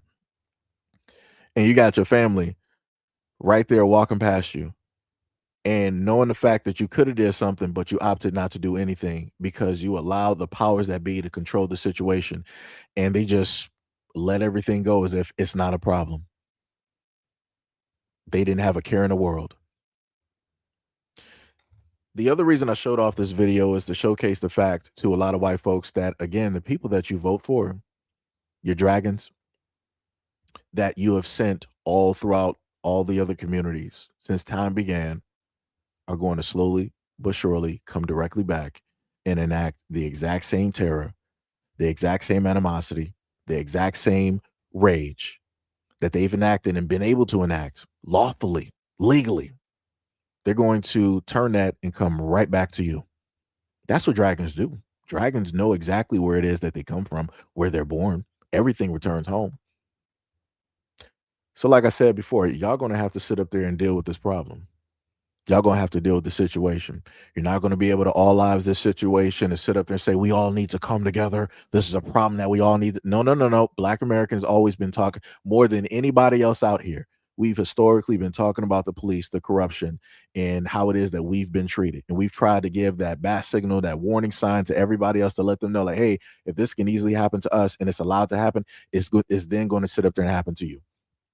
Because like I said before, what the system likes to do is that they will run test runs and trials. They'll run some danger room type of scenarios using primarily the black community because they know that the greater majority does not care. Again, dealing with race, it's a factual thing. This is why you have a lot of toxic factories, carcinogens getting thrown directly into the air surrounding black communities and towns, especially down south. If you don't know what I'm talking about, look up a lot of lawsuits where factories are being sued because of the carcinogens that are being thrown into the air, and then look at the health of the black residents there. But because y'all opted not to listen and they were able to perfect this technology, this is now why white communities are dealing with a lot of these AI cities. Well, I'm sorry. I'm stepping a little bit too forward in the future. You're dealing with these AI buildings that are releasing both noise pollution that you can't hear, that animals can hear, that's going to have an effect on the natural reoccurring life. And it's also releasing loud noise pollution of which that you can hear. On top of the fact of the carcinogens that it's throwing up, on top of the fact of quote unquote the water that it's also using and how it's affecting that as well too. So like I said, for the white folks out there, and I'm pretty sure, and I know for a fact that y'all been keeping track of these AI factories and these facilities, everything that is happening to you right now is meant to happen because you've allowed it to happen. You've orchestrated it. to happen legally. So now all of the test runs and trials that they've been doing with black communities and factories, throwing all types of things directly into the air, and they've been doing this in the small towns and cities, and y'all have allowed it to happen, and you knew about it. Now you got to sit up there and suffer the consequences of your test trials. Now they perfected it. Now it's at perfection stage, and there ain't nothing that you can sit up there and do about it. So don't be too shocked when it deals with all 50 states having these AI tech centers and everything of the sort going on. Don't be too surprised if at a point in time they start telling you, oh, we got a water shortage and everything of the sort. Don't be too surprised when they sit up there and start telling a lot of these garages, I'm sorry, not garages, a lot of the the areas where they dispose of cars, older cars, where they're like, hey, anything that's 15 to 20 years old, we got to start destroying that. We got to get rid of it.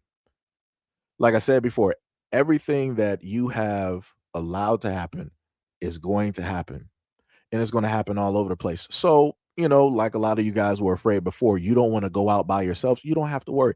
Everybody's going to sit up there and suffer the consequences because of your decisions. You don't have to sit up there and have a fear of that anymore. Now you just got to sit up there and worry about the length of time.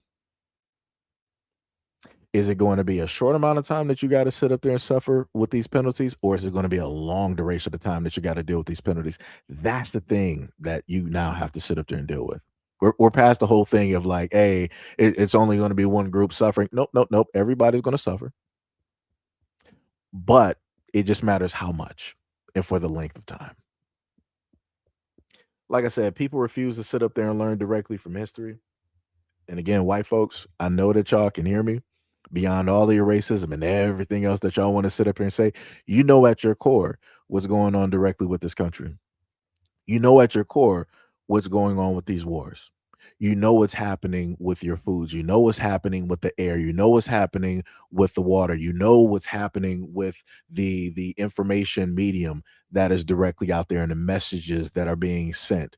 Doesn't matter if it's young or old or those who are still in the womb.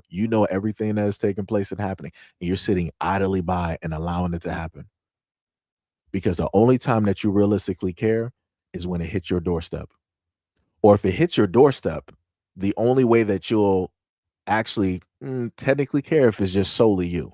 But if it's impacting everybody else around you, you'll still sit up there and say, stay quiet, because it's like, oh, well, I'm not the only one being affected, so it's fine.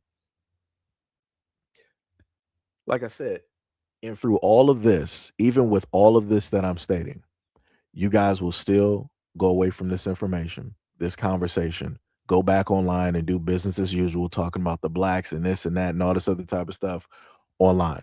And then at the same time, you'll try to turn back and say that you're not racist. In order to prove that you're not racist, you'll be like, oh, but we had a black president, Barack Obama.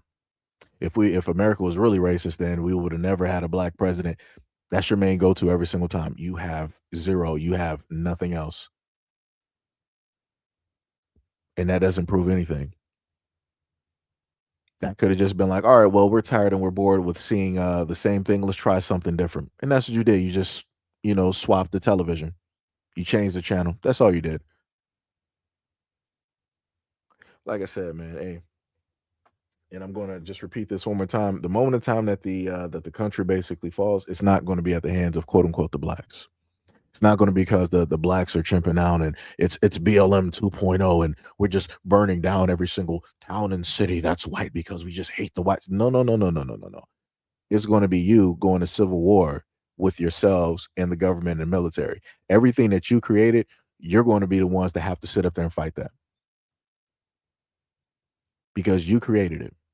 You built it. You founded it. You enabled it. You legalized it. You allowed it to sit up there and run free the same exact way that y'all are trying to allow AI to sit up there and run free. The same way that you allow the government officials to sit up there and run free and sit up there and make all these buku bucks, how it is that they can go back into the stock market and double dip and be like, oh, I got insider trading information. Let me sit up there and bet directly on this and then pass a law that's going to automatically affect this so that I can get millions of dollars while all of the people that vote for me are poor and broke, white people. You're struggling. Your population is dwindling. You don't really, in a sense, see a future for yourself directly in the United States. And that was all directly by design. Had nothing to do with the blacks. But yet, you still listen to the government officials and everybody else goad you into believing that the blacks are at fault for every single thing and that we enable all these things to happen just simply because, quote unquote, going out of Africa theory, y'all brought us here. If it wasn't for the blacks, we wouldn't have to deal with this immigration problem. If we could just send them back, this whole thing would be over. Like I said, man, hey, y'all gonna have to figure this out. Y'all gonna have to sit up there and figure this out 100%. Right? But now we're gonna go. Do I want to go into the longer part of the of a clip? So now this is a little bit of the and more section, right? Because I know that a lot of people maybe did not see two of the videos. I did a part 1 and a part 2, dealing with Haitians. Excuse me, dealing with Haitians and how specifically they felt and wanted to state certain things dealing with Black Americans. So for those who did not get a chance to see that video, we're going to go over 2 parts here. But before we get there, I'll actually play this brother's video real quick and let y'all hear what he has to say in a response to a comment that he was able to get. Discussion point from somebody on Twitter, and let's talk about it. See, the way that it's framed, the Immigration Act of 1965 was a beautiful humanitarian victory. We're told that because Black Americans broke the back of Jim Crow, the government decided to open its doors to the rest of the world out of the goodness of their hearts. But let's peel them layers back and you find one of the greatest political bait and switches in American history. And all of it was because of their refusal to allow Black Americans to prosper and have good things. I'm not kidding. Black Americans were put out front to supply the moral capital for a law engineered by YT elites who were playing a completely different game. Let's look at the series of events. President Johnson signed the Historic Voting Rights Act on August 6, 1965. The ink was not even dry on Black voting rights before the political establishment pivoted. Exactly 60 days later, on October 3rd, they used that exact same legislative momentum to sign the Immigration Act. And please make no mistake about it, Black leaders like Roy Wilkins fought to smash the old immigration laws because they openly banned people from Africa and Asia. See, Black Americans put their lives on the line to break the dough down, but it's more insidious than what they tell you. The establishment took that fresh Black moral authority, walked into a back room and weaponized it for their own survival. Why did the government suddenly agree to drop the racial quotas? Not kindness. They panicked. America was locked in a Cold War. The Soviet Union was winning over newly independent nations in Africa and Asia by plastering posters that said, "Why trust America? Their immigration laws literally say you aren't wanted there." So the State Department was getting humiliated on the world stage. They desperately needed a massive global PR cleanup to win a geopolitical chess match. So they used the domestic sacrifice of Black Americans as a moral shield to pass what was, in reality, a national security rebranding. To get the bill passed, the White House had to appease the segregationists blocking Congress. A notorious anti-civil rights senator named Sam Ervin stepped up and engineered the core of the bill. He called it family reunification. The logic was arrogant. Ervin looked at the country that was 90% YT and calculated that if future visas were given only to people who already had family in America, the country would naturally stay YT forever. Oh, and boy, was his attempt at gatekeeping absolutely disastrously wrong. Funnily enough, this happened right at the peak of the Great Migration, when millions of Black Americans were moving into northern industrial cities looking for manufacturing jobs. Instead of protecting or investing in this newly urbanized Black workforce, the architects designed a system to appease European ethnic voting blocs, completely ignoring the economic and labor leverage of the foundational population. But here's the irony. Reactionary power structures are usually great at planning, but terrible at predicting human behavior. Their entire trap backfired because they forgot to check the global economy. By 1965, Western Europe had fully recovered from World War II. Europeans were thriving at home now. They had zero reason to migrate anymore. The YT pool the segregationists tried to protect and continue to bring over into America completely dried up. Meanwhile, communities from Asia, Latin America, and Africa saw the door left open, stepped through it, and used the segregationists' own family clauses to chain migrate at a scale the elites never saw coming. The power structure literally built the pipeline for their own demographic displacement, believing the entire time they were keeping things exactly the same. They got the faces, Black Americans. The architects got the policy. And then the policy blew up in their faces into what you are seeing today. I told y'all before they ever let Black Americans be great, they will take the ship down. And here we are. 1000% facts. 1000% fact. And this is something that I think I've stated in a live stream, probably that was like over well over like 100 live streams ago, that I've stated something similar, not to the way that he was able to express it and explain it, but in the terms of why people allowed all of this displacement, all of this migration from those from other countries to come directly over. And the other thing as well, like you said before, to do this in order to make sure that, quote unquote, Black Americans cannot be great.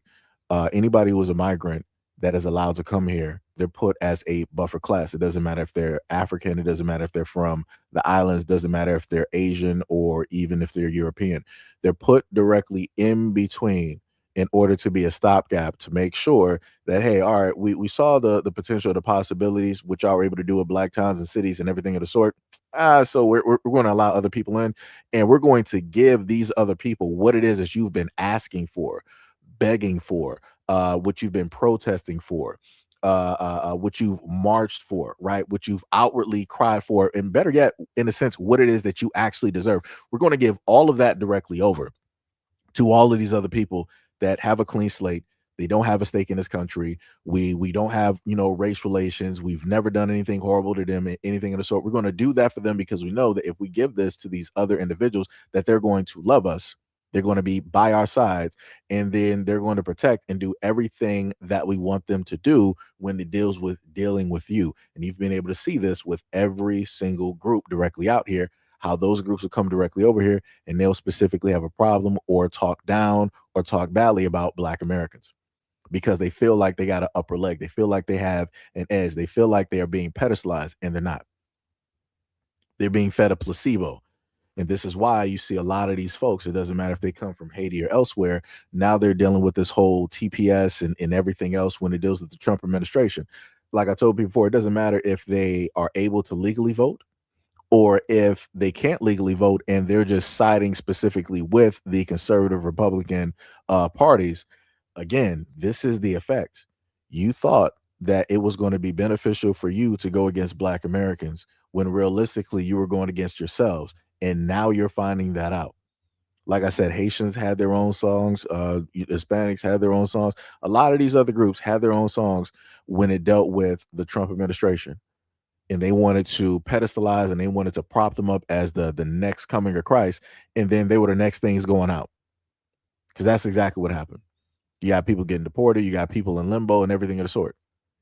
Because people didn't want to sit up there and listen to Black Americans because they were told that they are better than. And this is the exact same trick that they've been able to do, and it still works. It's the craziest thing.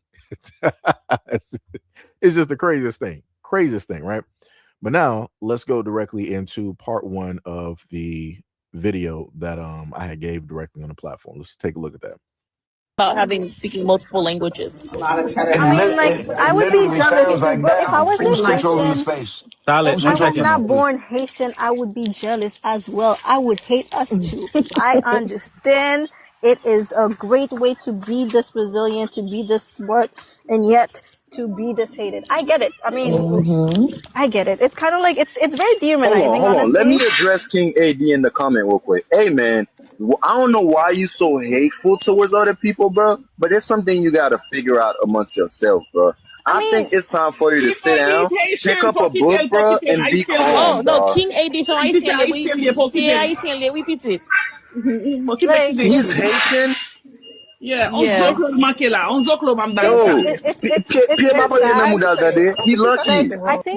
I think you're misreading. I think you're misreading what he's saying because he writes in all caps. Okay, so I You're misunderstanding him. I'm sorry. Exactly. I don't think he said anything wrong. I feel like once Haitian realize how amazing and great we are, like collectively, like once we're no longer like trying to validate our identity to anybody, like once like we've taken our responsibility and be the person that we were meant to be outside of all of our trauma, outside of like all of the unrest, when we're able to actually stay safe, like best in belief, everybody's going to like have to figure out some like another way to make money. Like you would have to. If I'm being respectful, why you keep cutting me off? If I'm being respectful, somebody else is talking. You have to wait your turn. I've been waiting patiently. I respectfully Okay, you can go after Rochelle. Yes, sir. Yes, sir. But yeah, it's just like Si yo te como si intelligent or be smart, they would just try to learn from us. But no, hate. It's okay. It's all right. It's fine. We're here. You We're want them here. to learn from us. Você vai o debate mun savin jouer nou la? Okay, Sir Mo, I guess it's They your are turn the now. blueprint. Thanks. Okay, see, this is where I get tired of, where a lot of these other groups, they want to tell Black Americans that they are the blueprint. No, maybe you're the blueprint for yourself. Maybe, just maybe, you are the blueprint for yourself, for those in your community. You were never the blueprint for Black Americans at all. Like I said, the exact same lies that they want to keep weaving and telling directly online. Like I said, it's a whole group of them directly in this chat. So of course they're going to sit up there and agree. Of course, if you got somebody who is not of them and they're speaking, they're going to be rude. They're going to use that, like the Haitian woman tried to sit up there and say, like, yeah, if they were intelligent, if they were smart, they would just sit up there and learn from us. Learn what? Learn how to run? Learn how to flee? Like I said, last time I checked, you got people over there in Haiti earning $3 a day. Like, what are we talking about? What are we talking about? Haiti is destabilized. Haiti has a huge problem. Like, people always want to talk about Black Americans and crime. Haiti has a huge gang problem, a huge crime problem, a huge gun problem, a huge DV problem when it deals with women and young girls over there. But yet these are the same folks who want to get online and they want to start popping off at the gums, making it seem as though that, you know, they got some stuff that Black Americans can learn directly from. Like, they're the blueprint for what? Running and fleeing. We ain't running and fleeing directly up over there. I best believe you do not have Black Americans like, I'm tired of the United States. Let me sit up there and run and flee to Haiti right now. That's obviously the best, you know, main course for me to sit up there and do for me and my family. What Haitians don't even want to sit up there and go back? What does that sit up there and tell you? But you want to sit up here and say that you're the blueprint. You want to be disrespectful and talk about Black Americans in this type of way. Like I said, we are the reason that you're able to be here comfortably. But you're the blueprint. That's crazy. So I'd like to get a statement and get a rebuttal, but let me complete the statement. I don't want people, because I haven't talked over anybody. One of the ladies earlier, I don't know who it was, she said that who invited us over here? Who said that they needed nurses and stuff? That was our State Department. And if you know about FBA, we've been fighting this country the whole time. We just a small percentage in this country. We've been fighting. When the dude said, when the other FBA guy said, Yeah, and then I had to give her my book to give me. Hey, Risky, mute yourself. Mute when the yourself, other, Risky. I'm sorry, guys. Hold on. when the other FBA guy said that we're tired of putting on the cape and everybody exploded. I think what he was trying to say was that my grandmother, so it's not way back in history. My grandmother, she just passed, but she was part of that civil rights, and she and her and my mother explained to us that after the 65 Civil Rights Act, that our community was out there trying to get other people of color to come in because they wouldn't let other people of color come in. There's Cuban Hispanics and all that. And then what we discovered is when y'all got here, like the lady earlier that was just being, I don't know what that was about. Yeah, we speak 3 languages. That's respectable. I wish I could speak 3 languages. But the way you say it, it's sort of like you saying like, y'all don't do that. That's what we got when y'all came here. Y'all immediately, Mo, did you listen to me. know, I'm gonna Mo, shut did up. you I'm know gonna there shut was up. Haitian in Let the me civil finish making rights my also? statement, ma'am. Ma'am, please let me make my statement. I swear to God, I'll let you speak because I'm trying to be respectful. Everybody's talking over each other and we not going to find out where we at. I agree with the lady that said that the people up top is sitting here laughing at us fighting with each other. Let me just pause right there. I keep trying to tell people, the moment in time, it don't matter how you agree or how you try to do this olive branch type of thing. They do not care. They don't care. Like I say, you got the oldest one there. You can clearly tell that as an older Haitian woman because she keep going back and forth from English to Creole or whatnot, or patois, whatever it is. And again, speaking in her own language, making, like I said, that's how disrespectful that a lot of people like to sit up there and get. When they want to sit up there and talk and they want to talk over or above people, they'll sit up there and do a language swap. They'll be like, let me sit up there and showcase this. And then also let me talk about you while you're here in front of your face, but you don't know what it is that I'm saying. But everybody else that is a part of my community, they know what it is that I'm saying. and then you'll sit up there and hear them back and forth doing this whole thing again, being rude, being disrespectful, right? Let's keep going. We fighting with each other over misunderstanding because we can't even have a conversation. And I'm gonna stop. But that's our impression. When y'all came over here, we had the impression that we would have other people of melanated skin that will help us make this country the country that it needs to be. It's a glorious country. There's wonderful people here. Great land, great opportunities. But we've been fighting the whole time we're here. We know who we up against. You people come in as foreigners and you're brand new, and I understand that you want to assimilate the power because you want to be a success. But those people that you are assimilating with are the people that we fought against. So we're saying that the State Department brings a whole bunch of people in to disenfranchise us because they know we fight them. They know we fight them. Everybody else is just trying to find a place within the system. We trying to break the system down and have a system of justice. You know what I mean? So that's what, when we see Haitians or Jamaicans or Nigerians and they come over here and they get those jobs, it's not that we jealous of the jobs, because we understand that that man knows who you are. Yep. He knows who you are. He knows exactly what he's doing. But y'all seem like y'all too eager and giddy to ride with them. And you ain't nobody we coming. should take the job. We should. Yeah, instead of coming It sounds like jealousy. like if you would have came to Is he saying that we should take the job? if you would have came to us, if you would have had a conversation with us instead of just, and I'm not talking about you specifically, I'm just talking about I'm talking about the culture. If the cultures that came over, So we gotta have a conversation with the culture. Hold on a second. Let him finish. Let him finish because I'm gonna Essa mabdia, yo jalousie. have to let Yo somebody gen spirit Let jalousie an dan yo. him finish because I have to say something. Yes, ma'am. If the people that came over here, from whatever country they're from, we're not picking on Haitians, we're not picking on that. We're talking about melanated people. The melanated people that came over here, if they would have came over here and had conversations with us, we could have told y'all how to move in them circles. But y'all told us. Hold on for a second. You finished, sir? I can't believe you're serious right now. You can't be serious. Because why can't I be you just serious say if I'm right from here, here? it's a lie. Oh, let me just pause it.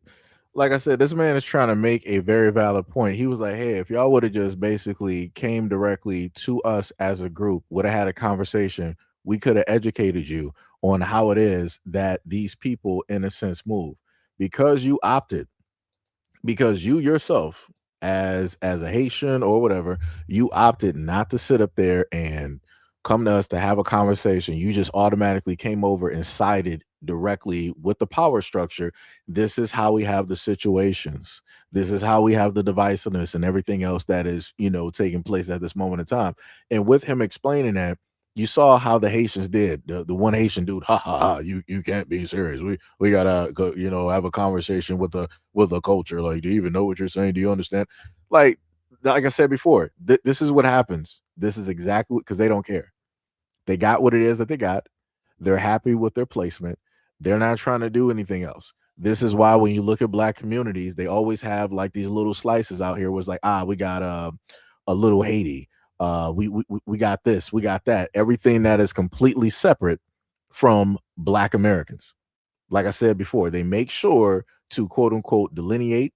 They make sure to sit up there and separate themselves from us when they make and create their own communities within our community. Again, that is the disrespect. Right? But let's keep going. Why can't I be serious? It's like this. If I went to look, ma'am, if I went to Haiti, I don't know nothing about Haiti, and I don't know how to speak French, and I don't know how to speak Creole. What would I look like going to Haiti and acting like I know how to move in Haiti? I don't. So that's the same thing. They know how to move without asking you. But you don't. But you don't. Wait, I would like to say something. Can I say something for a second? One mic, MJV, Rashad and Nila. When we came here in the 80s and the 90s, the Black American did not give us the chance to find out who you're fighting with, because you guys was fighting with us. You guys was bullying us. Y'all was bullying us. Was doing all the wrong to us. So how do you expect us to talk to you when you were the problem to us? So let me just pause this real quick. I want y'all to understand and know that Haitians primarily live in 4 places out of all 50 states. Black Americans pretty much live in all 50 states, right? No matter how minute the population or how large or how medium the population is, we're pretty much all over the United States. Haitians primarily are in 4 areas out of the 50 states. So she and many other Haitians want to keep bringing up this whole thing, like, oh yeah, it was, you Black Americans, you were doing this to us. You were beating us up. You were jumping us. You were taking our lives and all this other type of stuff. You do realize that if you are in proximity, right, chances are you're going to be affected by whatever's going on in proximity. How automatically you're trying to make it seem as though that primarily Black Americans were just solely, we stopped everything that was going on just to solely go after the new people that came in there, and we were just relentless. We were going after y'all. We were just taking y'all directly out, dwindling down y'all numbers, making sure that y'all didn't exist. That is ridiculous. That is 1,000% ridiculous. That's not how we move. But I'll put it like this. If there is an instance, right, from what these Haitians are saying, that they were specifically attacked by some Black Americans directly out there, why is it that y'all keep crying about it? Why ain't y'all never settled that with those families? Why ain't y'all never settle it with those people from back during that time period? Why are you bringing all of that to now as if like I said, I never grew up or known any Haitians. Let me make it the same way I said about the Asians. I didn't know Asians existed, even anywhere around my area up until I went to high school. That's why I started seeing Asians. I didn't know anything about no Haitians up until adulthood because I didn't grow up around y'all. I didn't work around y'all. Understand what I'm saying? Like I said before, like it's ridiculous how they want to make this broad brush and they want to sit up there and say, look at what the Black Americans that was doing to us, as if all 40 or 50 million Black Americans were really just trying to like hawk down on Haitians. Come on, dog. Y'all can't even be specific in what it is that y'all talking about. And like I said before, they got all of this energy for Black Americans, but they never had this energy for white people. Didn't they say that America destabilized Haiti? Where's that energy at for the United States? Nowhere. For the sitting presidents? Nowhere. For the congressmen and people in the Senate? Nowhere. Nowhere. That's crazy. But yet y'all got this 1804 energy, quote unquote, and y'all want to sit up there and start pulling up online and start talking about Black Americans and doing all of this other type of stuff. 1804 energy, though. That's wild. I don't see no 1804 energy talking about, yo, France, run us that money back. I don't see y'all doing no 1804 energy with that. I don't see y'all getting loud and proud about that directly online, making live streams and videos. I don't see the Haitians going directly to the UN in droves, both from Haiti and in the United States, talking about like, yo, UN, we need y'all to have a conversation with France to run us back that money real quick because we need that. I don't see y'all doing that. But y'all got all of this mouth specifically for Black Americans. Let's keep going. Breach. Please explain to us. Come on. You gotta mute yourself, bro.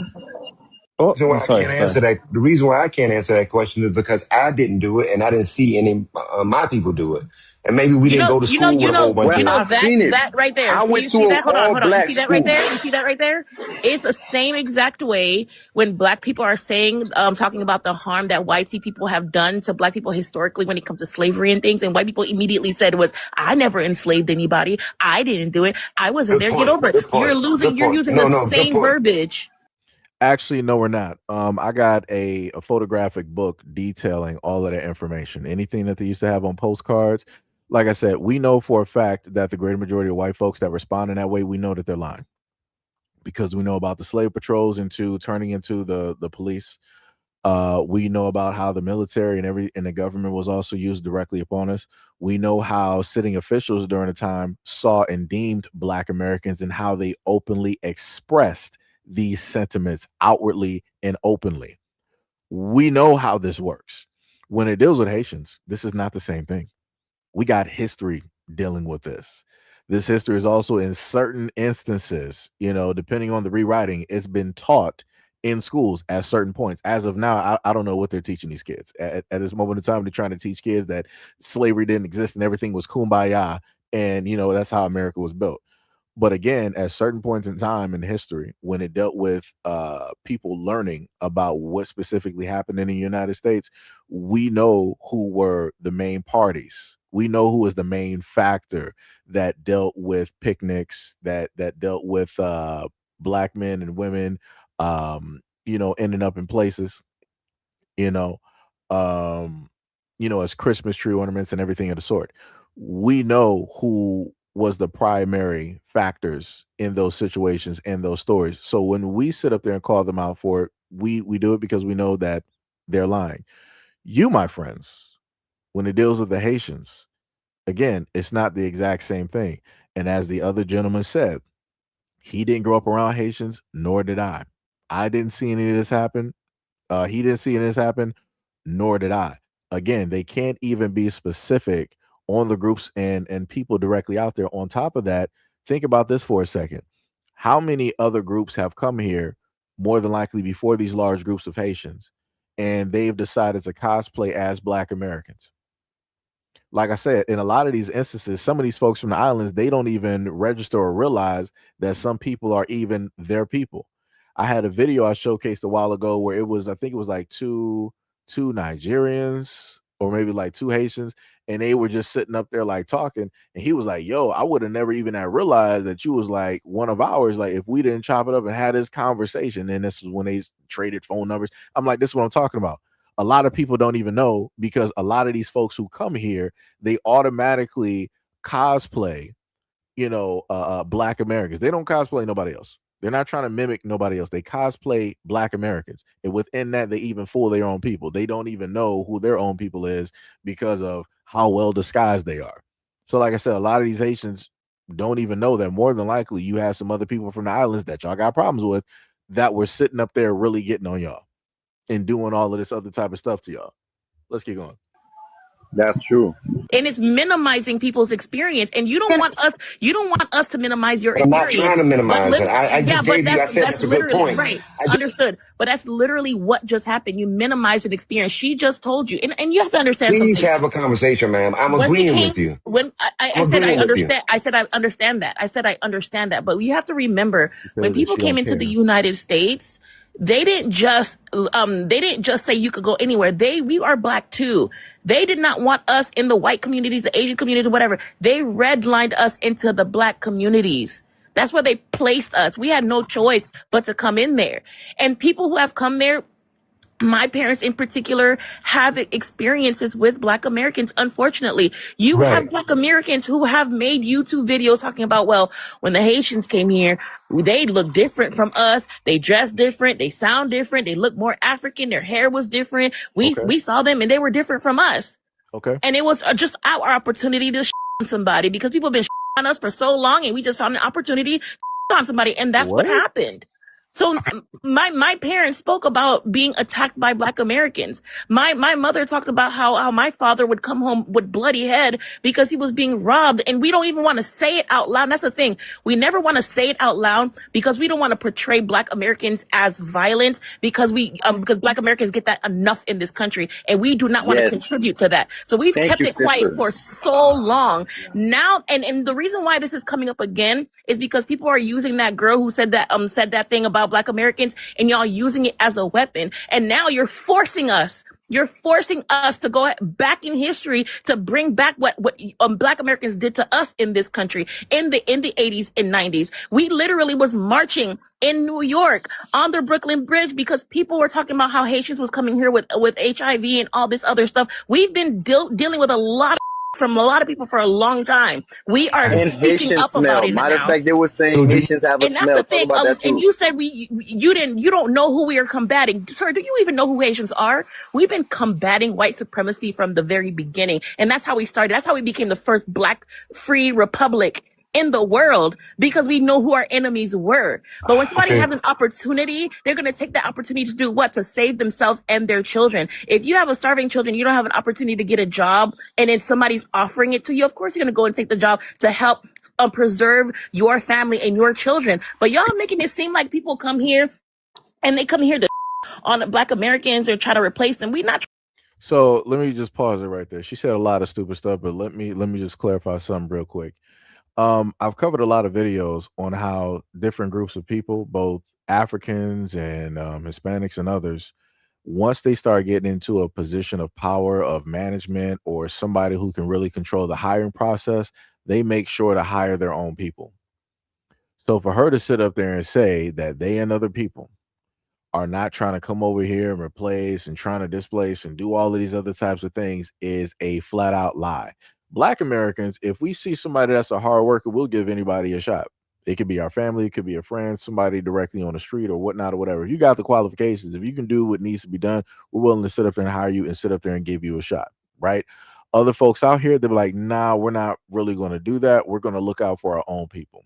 We're going to hire our families. Like I said, look at a lot of Indian restaurants that are not even Indian. Let's say like a KFC, a Church's Chicken, and many other places that you've gone. How many times do you always see a whole bunch of Indians there? Why do you see a whole bunch of Indians? Because somebody who is Indian is over that establishment, and they'll make sure to employ their own people. The same thing with some KFCs and different things. Whoever is over that, they will make sure to always employ their own people first, second, and third, and everybody else is dead last. So to sit up here and say that it's a completely even thing and that, you know, it's the get along club, it's a complete lie. It's a complete facade. And like I said, this guy is sitting up here still agreeing directly with them, and they're not caring. That Haitian woman, she was like, "Yeah, I hear you. I get that, sir. I get that, sir. I get." Like I said, she's saying that she doesn't care. She's saying that you can keep agreeing, you can keep siding with us all you want to. You're still Black American. We are Haitian. We are not going to see eye to eye. We are not going to agree about this. That's what she's saying. So she's and essentially telling him to shut up without saying it. Let's keep going. Trying to replace. We just trying to work and get our money and be left alone just like everybody else. We just want to be unbothered like everybody else. Remember, they redlined us too. They disenfranchised us too. They criminalized us too. Okay, And then y'all what do you add think? to that. Can I Let, speak let on? me say Can I this. speak Y'all on? add to that. Majority of schools that we went to over here, it was Black Americans bullying majority of other races. I said that already. I went to a school where it was a lot of blacks and a lot of kids that come in there. If they were not Black American, bruh, they was gonna get bullied. They was gonna get jumped, and they just wasn't gonna have the best experience of being a kid just because they was from another country, bro. Okay, And so just Do for you you know, to do say you know you don't what know that, Haitian So let me just touch directly on that being from Detroit. There is a school. Some people may know what I'm talking about. Let me see if I can get the school right. It wasn't Most Holy Trinity. It was no, maybe it was Most Holy Trinity, or it might have been a different one. But some of my Detroiters may know. It was like a Catholic or whatever type of school. It wasn't that far from Tiger Stadium, and that was a school that I went to in elementary, and it was only for like 1 year. And I realized, I'm like, yo, we actually got like other people like here, like in Detroit that ain't Black. I'm like, yo, that's crazy. For me, I thought it was cool. Like I said, we got what we call like Mexican town or whatnot or whatever down there. Like then I should think it should be like Southwest Detroit or whatnot. Again, by Tiger Stadium and whatnot. And I sat up there and was there with a few Mexican kids and all this other type of stuff, and everybody got along. I never seen an instance where Black kids were deciding, oh, we're about to sit up there and jump the Mexican or Hispanic kids. Like, yeah, we're going to formulate gangs. We're about to just sit up there and get after them and get them on about it. I ain't never see that. So again, I don't know what these Haitians are talking about when they want to say that, oh, I went to a Black school, and what the Blacks would do is that anybody that was different, they would automatically fight them and jump them and all this other stuff. I don't know what he's talking about. Like I said, they need to specifically speak on that area and that place instead of trying to say that it was, pretty much all Black Americans doing this, or we all got this mentality. Crazy work. Let's keep going. yeah. you know what Haitian Friday? Do you know what Haitian Friday is? Do you know what that is? Never heard of it. Okay, right. Do you have Haitians in your community or have close proximity with Haitians on a daily basis? No, ma'am.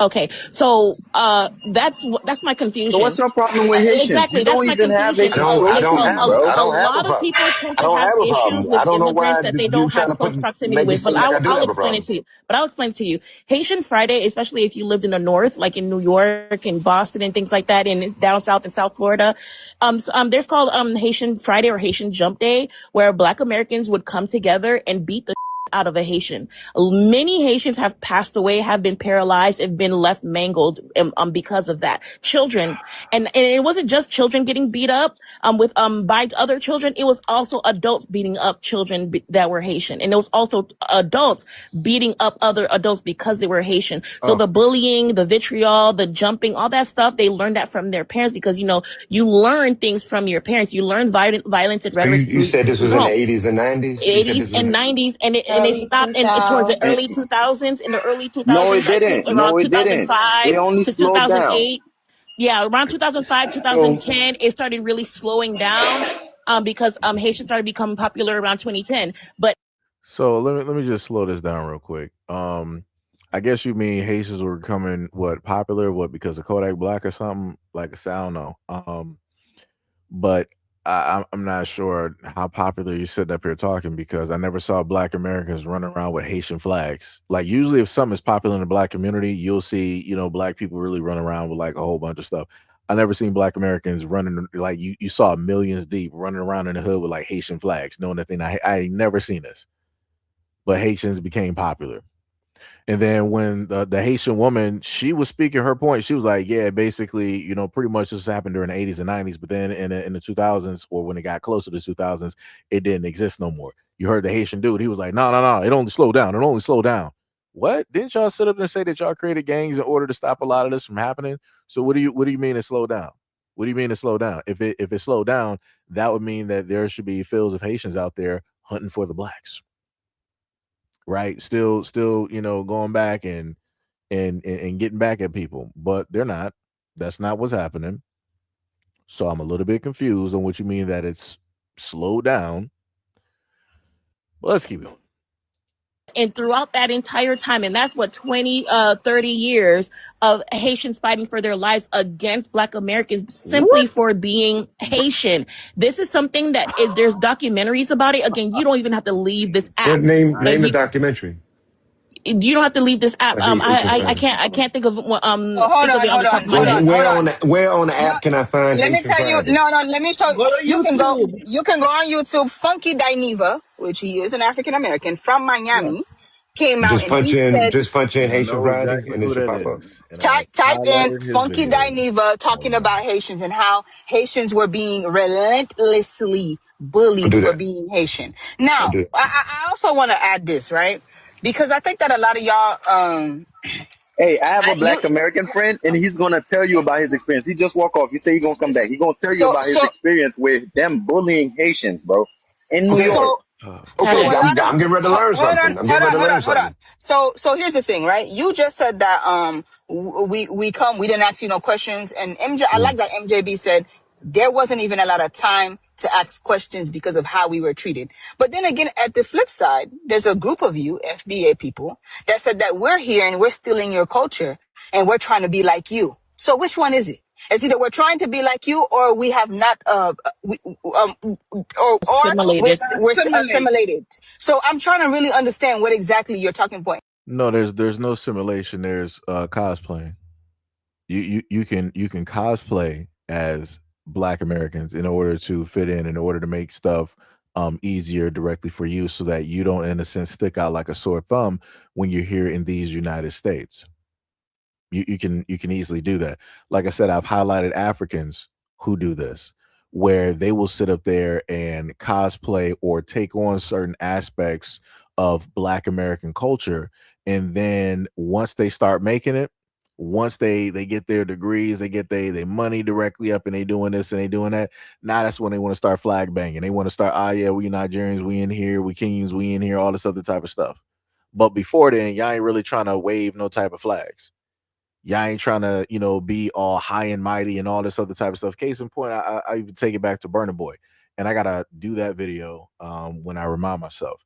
There's a clip of actually, I think I actually gave you guys that clip in a previous video. There was a clip of Burna Boy when he was on a podcast, and he said himself that there was a certain point in time where he was not proud to be Nigerian. He didn't say that he wasn't proud to be Nigerian because of Black Americans, because of fear of Black Americans, because he was in fear of being jumped or whatnot or whatever.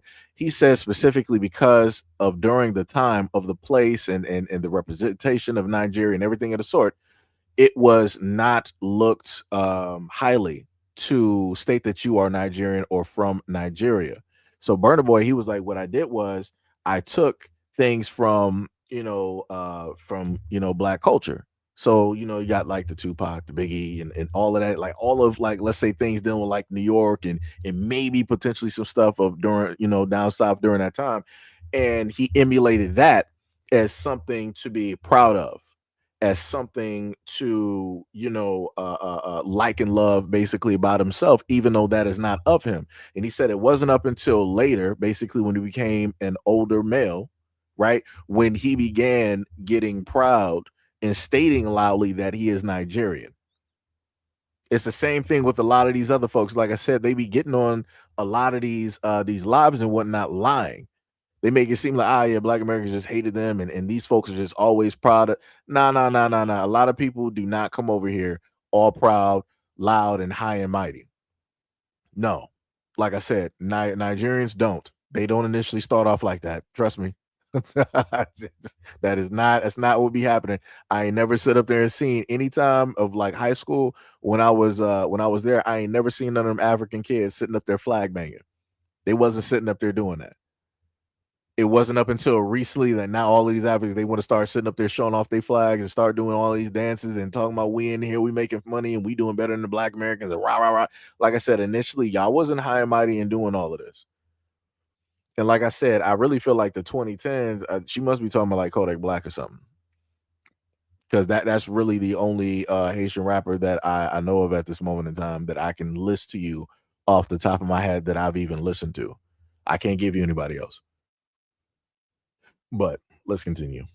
Is it what it, because Will, we don't will you know. allow somebody to answer the question, or we just No, gonna I'm keep not, talking? because I'm speaking. Shut up. I'm speaking and you keep going on and coming up your mic. By the way, I'm the one that's muting you. So Oh, all right. so if you guys sit there and try to play these games with us like as if we're a bunch of idiots and we don't understand what's going on, we don't know what you want. It's either you wanted us to ask you for help, or we're trying to be like you. I don't know You're what. I don't asking a know. question and I'm trying to answer it. I really am. Let me guess, she muted him again. Okay, I'll bring you back up when I'm done speaking, because obviously you don't know. You not only do you not listen, the thing is, I don't know where your ears on your head or if it's in your butt, and you sitting on it. And see, that's what I'll be talking about. Like, this is the same woman that was talking and interrupting the whole time.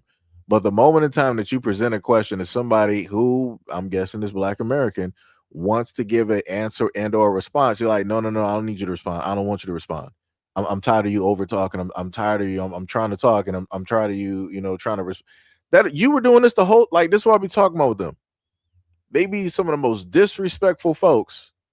And then a moment in time, like I say, he did all of this agreeing for the greater duration of this video. It's like, yeah, I agree. It's like, I hear what y'all sit up and saying. I'm going to sit up there and learn something today. I didn't know that was happening. It don't matter how much you sit up there and agree with. They do not care. They do not care. They're not looking for you to be some type of ally. They're not trying to formulate no type of friendship or anything. Like I said, you are viewing and seeing the disrespect happen in 4K. You're able to hear it. And like I said, she sat up there and knocked the dude right back down into the comment section. Like I said, everybody up there is pretty much Haitian. So there's not going to be any type of pushback. All they're going to do is just sit up there and agree. It's like, yeah, that happened. Yeah, we were going through this. Yeah, we were suffering this. That's it. Like I said, it's just like a lot of these other podcasts where you got Africans that want to make a podcast talking about Black Americans, but yet when they want to critique us and say all of these things, they make sure not to have no Black Americans up there because they ain't trying to deal with that energy. Because they know automatically they're going to get some pushback. And especially if you got a brother up there or some folks up there that's highly educated and knowledgeable about history. Oh, yeah, they don't want that. They're not even trying to sit up there and deal with that. That's when all of them will sit up there and start trying to jump and over talk. But like I said, they try to make it seem like Black Americans are problematic. Let's continue. that's what happens with a lot of y'all. That's why I brought up Lil Tommy. So the thing is, you guys will have these things where you guys will sit there and try to berate us for being Haitian. And I love that someone said that earlier. It is jealousy. Because all throughout the comments, I'm hearing, go back home, go be proud at home. You have an issue with us being proud here in America. Why? Why is that Yes, bothering you? I said it. Because Yep. we are not in any way impeding on you. If I'm repping my flag, I saw the reason why I'm so bold to say it, I saw it with my own two eyes. I was also in school here in America. Shut up. Just suck. Shut up. Stupid. You Your shut mama up, do that. boy. Boy, Your mama do that. you in your own country and you can't do your country, boy. Your mama do that every day, and you out here running your damn Yeah, mouth. and she do it for free. Just like you came up here dick eating, Look, you boy. guys, chill for a second, because I hear the back and forth about the bullying, Stupid. right? So we No, talk about that a lot, Imani, but let me finish. Let me finish because you see, that's the type of stuff that's happening. It ain't no back and forth. It's them. And then every time we say that, oh, it's both sides. It ain't no back and forth. It's always a group of people who want to be able to come on here and say whatever they want to us, and then we supposed to be like, be quiet, keep our heads down, and don't respond. No, that's not gonna happen. You tell me That's what they used to do to us back then. I'm a mud pie eating person. Map doing bagay too. How about that? Notice So no, his picture was like a was a blackface. It was a minstrel show, a minstrel image. This how some of them talk to their women too. That's crazy. I Exactly. actually really want to go back to. So let me just pause there real quick because they said a few things. So the older Haitian woman that kept running her mouth this whole time, just interrupting, and she wanted to make it seem like Black Americans are the problem. She's like, oh yeah, see, this is what they do. This is what they do. It's not us that's the problem. It's them. Ma'am, you've been interrupting, even having a dude that's trying to agree, olive branch, middle ground, all this other type of stuff. And you heard one of the younger Haitian women, she was like, yeah, and this is how they talk to their women. So when I sit up there and tell y'all that Haitians are not Black American, that they are not of us or part of us, I mean just that. You heard what the Haitian woman said. She was like, yeah, and that's how they talk to their women. She didn't say that's how they talk to Haitian women. She said their women. Like I said, that means that there is a separation. That means that we are not the same. So when I sit up there and tell y'all, when people are like, hey, you got a lot of delineation and divisiveness going on out. Yeah, that's not coming from Black Americans. We're only responding from what it is that we've been hearing and getting directly from decades from all of these groups of people. But like I said, you hear it live in the flesh from these Haitians out here, how they deem and see Black Americans, how it is that we are not the same.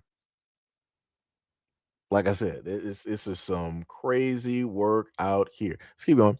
The Immigration Act that he brought up, because he said his grandma told him, and I wanted to ask him, I gotta go, guys. Other than his grandma telling him that, what did he research? What did he know? What does he know? Because I hear so much about this.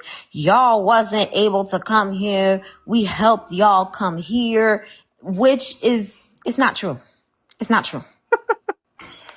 For many, many people, there were quotas. So yes, a lot of the Asian countries, China, Japan, their numbers were put to like 0, where they did not want them to immigrate to the United States. However, now we're talking about Black people, right, from the Caribbean.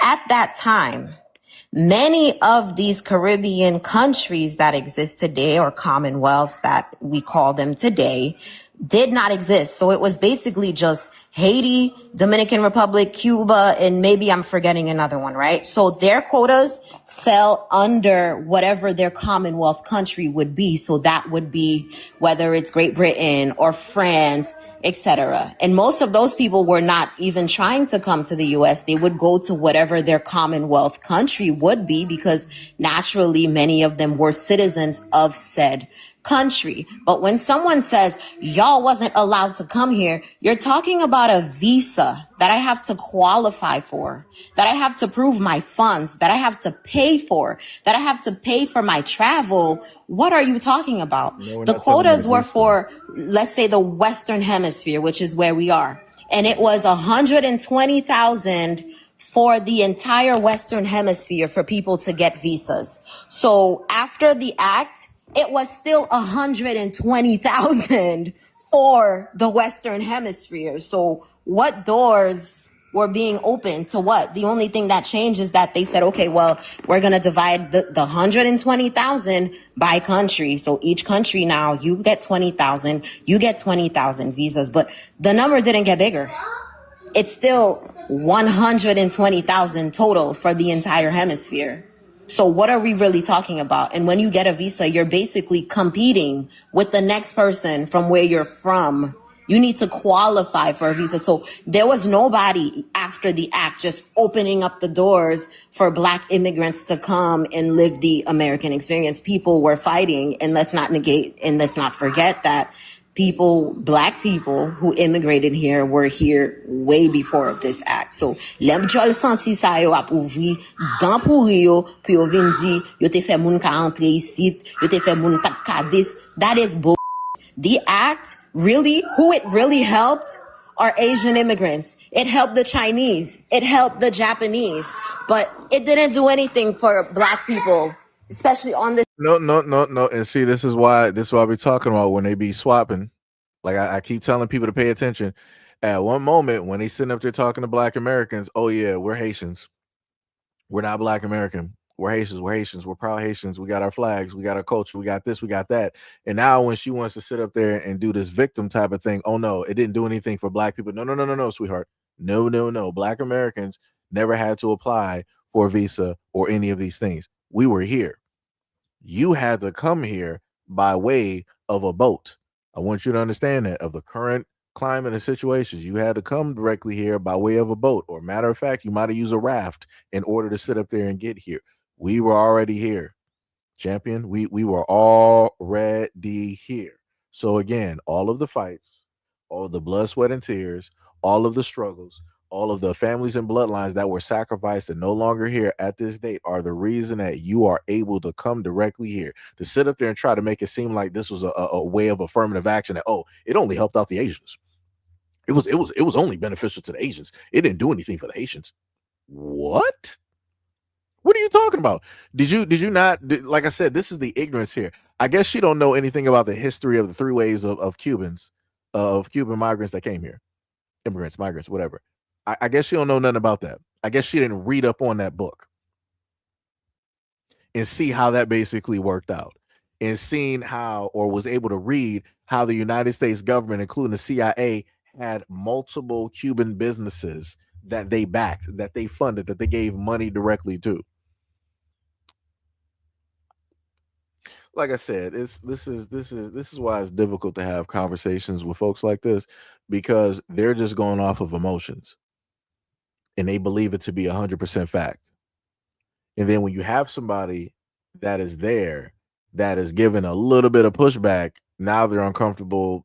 Now they're problematic. We're going to overtalk you. We're going to do this and do that and all this other. We're going to laugh and berate and all this other type of stuff. Like I said, it doesn't work out having these conversations, because it would have to be on a whole different platform where they don't have control over it. It would matter of fact, it would have to be like a middle type of ground, because you're not going to be able to get a full point directly through, because a whole group of Haitians, they're just automatically going to overtalk. They're going to start talking in different languages and doing all this other type of stuff, trying to be slick and whatnot or whatever, being disrespectful. But let's continue. This hemisphere, and especially not in Africa, because they didn't even have those countries back then. So, les moun sa yo vin ranse nan figi nou, pa kite yo ranse, paske nou pa bezwen entre nan feeling nou. Clearly, the people who have issues with Black immigrants are people who know nothing about geopolitics. They don't know anything outside of wherever the hell they are. And anybody could say, oh, you ran away from your home, gladly, and I'll do it again. I will do it a million times, because I watched a mother in Chicago bury 7 of her sons, one after the other. The first one, they pew-pewed him. She buried him, she cried. The second one, they pew-pewed him, buried him, she cried. She never left Chicago until 7 men. Can you imagine a woman gives birth to 7 men? Got some, Imani. And you lost all of them to gun violence? I mean, pew-pew violence, when all you had to do was move. All you had to do was move. I will move a million times. So I want to sit up there and bring up something, right? Because again, now she want to go to the Chicago reference. There's gang violence and everything that goes on directly up out there. The difference is with somebody fleeing from a country and coming here, the United States government is going to help you pack up or whatnot, whatever, give you incentives and all this other type of stuff, and you're good. The United States is not going to do that if you're Black American and you want to sit up there and move because of whatever it is that's happening. So if that Black woman, if what that story is that she's stating is basically true, that that Black woman lost 7 sons, I'm sorry that that happened. You know, like I said, I have a lot more questions directly about that and how things are able to transpire and happen, but that would be for a, you know, another time. Um, the problem with that is that she can't just automatically run and flee with whatever kids that she got to a whole nother state. That's not how that works. Again, it shows the ignorance. Like she wanted to say that Black Americans were ignorant of geopolitics and all this other type of. You're ignorant of the politics and how things work within the United States, the states and cities. She obviously knows English. She's been here enough where her English is clear enough, but you still are misinformed. You are still ignorant of how things work. You really think that as easy as it is that you can flee by boat or plane or however it is to get to the United States, you think it's that easy to sit up there and leave from a state or city and go to another one and just automatically restart? No, that's not how that works. Like I said, and this is the mindset of a runner and a fleer. They think that anybody could just sit up there and do it in the United States. That's not how that works.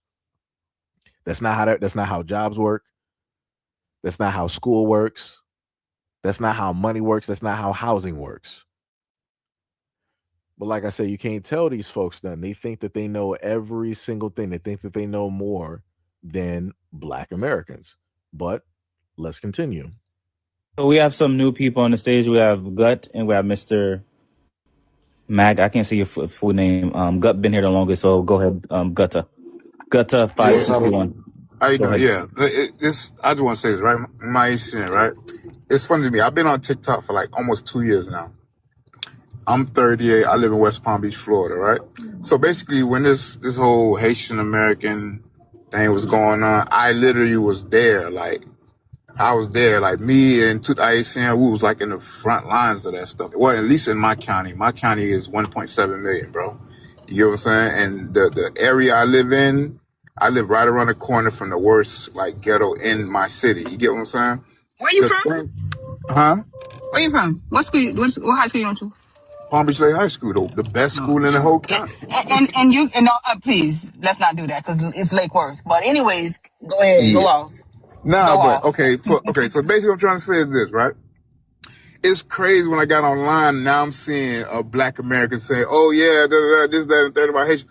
Bro, especially the interview that Haitian girl did on the podcast talking about dirty Black Americans. I'm like, bro, I'm 38 years old, bro. I've been hearing dirty Haitian since I was like 9, bro. You get what I'm saying? I'm like, are y'all serious right now, bro? Like, come on. You get what I'm saying? Like, and then they keep saying things about bullying and stuff like that, or why your parents telling you, oh, don't mess with Black Americans, bro. You think these people are saying that for no reason? Like, you get what I'm saying? Like, come on, bro. You gotta understand. Our parents came in when the epitome of the CRACK era, bro. And you got to understand, our majority of the people that were doing violence and selling rugs was Black Americans, bro. You think these people are going to risk their life coming to America for they kids to go do some vagabond stuff? No. So let's just make this very clear. He's saying that Haitians do not sell any drugs, and nor have they ever sold. That's crazy. That all right. Let's continue. Hold up, Gutta. Somebody, one of them said that it was a Haitian doing that in the neighborhood. Man, come on, man. They say everything. Not They where say we're from. Not from where we're from in Palm Beach. That was not maybe maybe not Miami, but in Palm Beach that was never the case. Never. Aisha was telling us, okay, if they did say that, right? You don't understand that. I'm from Lake Worth. He's from Palm Beach. We came from these environments where do you know what they were? You're not like a fan dog. C'est normal pour you do cause don't hang out with them. Okay, I'm getting tired of her sitting up there doing this back and forth. So let me just look up some real quick. So it said that Haiti is not a major producer of illegal drugs or narcotics. for export, but it functions as a primary transit hub for cocaine and cannabis. Rather than originating in the country, these narcotics are largely produced in South America and Jamaica and move through Haiti towards North America and Europe. So you got cocaine, cannabis, and other synthetic drugs. So I'm a little bit confused on how they're, trying to make it seem like Haitians don't got nothing to do with drugs. I'm a little bit, and then you're talking about the 80s and the early 90s. You mean to sit up there and tell me? You mean to sit up there and tell me Haitians? So we know that Jamaica, of course, has something to do with it. You mean to tell me that you're in that area? Y'all don't got no parts. Y'all don't got nothing to sit up there and do with it. And then y'all got a large hub directly by the sea over there in Florida, but y'all ain't sitting up there doing nothing with drugs. All right, brother. All right. Okay. All right. But here's another important part. One of the biggest reasons why they said don't hang out with them is because their kids coming home with their head busted by the same people. So why would they encourage their children to hang out with the same people that's busting their kids' heads? Yeah, bro. And you gotta understand, like they parents and stuff was like, bro, it's either there's so a lot of their family members was on rugs. You got 1 minute, Greta. Huh? You got 1 minute before I go somewhere else. Yeah. So it's a lot of stuff, dog. But to be honest with you, it's just funny, dog, how they trying to reverse the whole hate thing about Haitians don't like us, bro. They never liked the Haitians since we came to America, bro. That's why the funny thing they say is, Black Americans are the most welcoming. That's the biggest lie ever, bro. That's the biggest lie ever. I'm like, dog, it's crazy, dog. Like I just don't understand. They keep saying, "Oh, it's a school bullying." Bro, what? It surpassed school, bro. These Black Americans was unaliving Haitians, bro, for no reason. Like, you get what I'm saying? Like, bro, it was a robbing Haitians. So let me get this. So again, we're dealing with crime within proximity, right? And usually, again, crime within proximity, if you are within proximity to that, chances are you're going to get caught up directly in it. So again, they're trying to spin the narrative is that the only reason that if any crimes and everything was happening, it was only happening to the Haitians. The Haitians were the only ones getting attacked. They were the only ones getting robbed. They were the only ones losing lives. Nah, anybody that basically was quote unquote Black in those areas, that was happening to everybody there. I don't know why they keep spinning this story, trying to make it seem like, yeah, as soon as we got here, it was automatically friction in between, Black Americans and Haitians. Like we had to start clicking up as Haitians and doing this because, Black Americans, they already clicked up on their side and it was already no-go zones and all this. It was already on site. Come on, dog. Like, Jesus Christ, man. Jesus Christ. And then he wanted to say, yeah, Black Americans are not the most welcoming. My bad, knock some stuff over. Black Americans are not the most welcoming community. Yes, we are. Yes, we are. Why do you think that we're having a boycott with the Asians? Because we are that welcoming. Because we allow them directly into our space. Asians don't live around us. They don't even grow up around us. Like I said, I didn't start seeing Asian kids or knew that Asians had kids here, realistically, just being honest, up until high school when I saw the small little, 5 Asians that were in that high school and they were clicked up. That I always seen them eat, walk to, school or however it is that they got to school. I feel like they just flew in because I didn't really see them drive in cars. Like I said, I don't know. Maybe they got like an underground secret tunnel from whatever suburbs that they were in and they just like, parachuted in or something. But like I said before, Asians do not live around Black Americans, but yet they have businesses directly amongst us. We welcome them to have their businesses. A lot of the Arabs, they do not live around us like the Chaldeans and whatnot. If you're from Detroit, Michigan, you know what I'm talking about. They don't really live around us, but they open up, they got liquor stores and gas stations and all this other type of stuff. Like I said, there's many other folks as well, too, that don't live around us and don't even grow up around us, but yet they got businesses. If we did not like y'all the same way that y'all say that we don't like y'all, we would have been got rid of y'all and y'all businesses eons ago. Y'all would not be able to step foot at all. But again, that's not the case. But let's continue. Literally, like beating up people, have people running home, bloody. Bro, And it was man, I used to hate that. You see, that made me so mad, One yo. second, let him I finish. used to, man, that Low, thing made too me wicked. so Let him mad, finish. bro. Yeah, you but done? see, well, let me just say this one thing, right? This for everybody on the panel. Y'all got to understand something, right?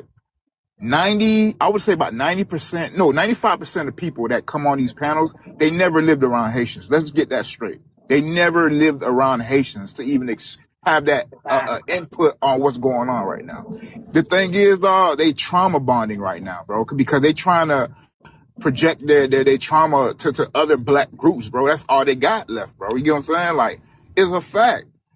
What other black groups? I got a video right now where a Haitian man sits up there and states openly that he is not African.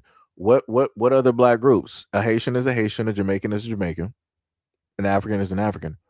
What black groups are you talking about? Black Americans are the only ones that really self-identify as Black American, or better yet, as Black. So I'm a little bit confused if everybody basically calls themselves where it is that they are from. That's how it is that they identify and all this other type of stuff. What other black groups are you talking about? And this is why I keep trying to tell people you got to pay attention to how these folks be sitting up here talking, because they will swap in and out of how it is that they identify. At one point, when they want to talk about the problems, they'll be like, yeah, it's Haitians and this, that, and the third. But then when it deals with Black Americans, yeah, they trying to trauma bond and they trying to attack and go after all of the other black groups out here. What? I done seen Jamaicans say that they're not Africans. I done seen Haitians say that they're not Africans. I'm a little bit confused on what other black groups are you talking about, because you're trying to slip and slide directly out of terms, out of identifiers. I'm a little bit confused. But let's continue. Listen, think about it. I live in Florida, right?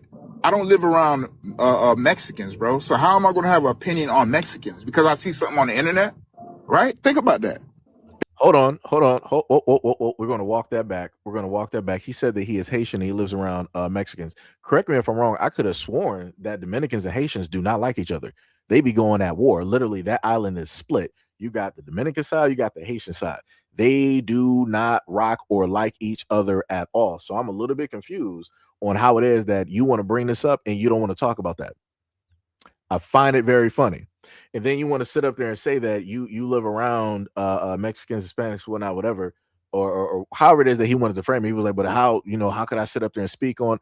I could sit up there and talk about stories about how Hispanic folks over there in LA treat the black community, because I'm able to see the stories. I'm able to watch the videos. I'm able to look at articles. Therefore, I can formulate an opinion on what is specifically going on. Like, I can formulate an opinion about Haitians because I'm listening to Haitians talk about Black Americans. I can formulate an opinion about Africans because I'm watching and listening to Africans talk about Black Americans. Like, this is stupid. This is stupid at this point. This is stupid. So the only way that I can have an opinion or formulate one is I have to specifically live directly there. I can't go by the experiences of Black Americans who specifically live around Mexicans or Hispanics. I can't look at those stories. I can't read those stories because, correct me if I'm wrong, isn't that technically what they're doing? They didn't specifically suffer like the one woman that wanted to keep bringing up, like, oh yeah, us Haitians, we were getting beaten over our heads like every single day. Like this was happening. Like we were fighting for our lives for 30 years. Crazy work. You were fighting Black Americans for 30 years. 30 years, y'all, since y'all been here, y'all been specifically fighting Black America. That sounds wild. Like I said, we would have movies, documentaries, tons of stories about these rivalries. This is how this will be happening at this moment in time, but it is not. You got enough Haitians to sit up there and make documentaries and stories. Haitians got money.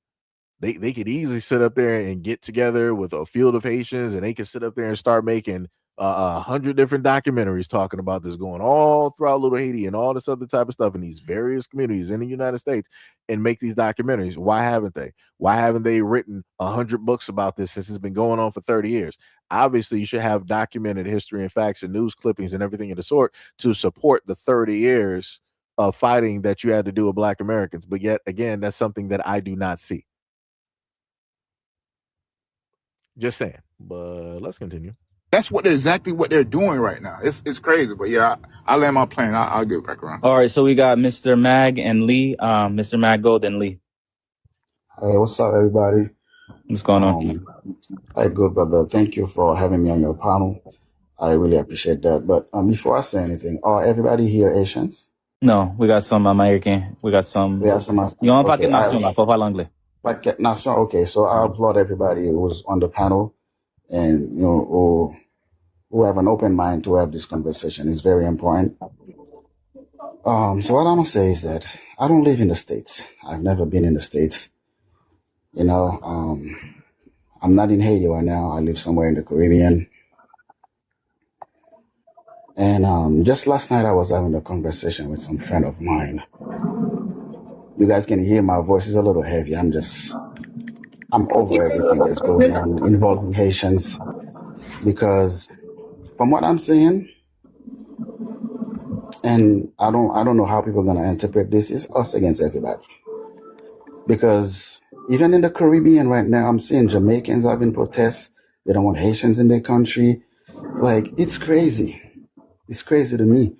And like the brother was saying earlier, is that I do have a feeling that it's people that probably never encounter any Haitians in their life.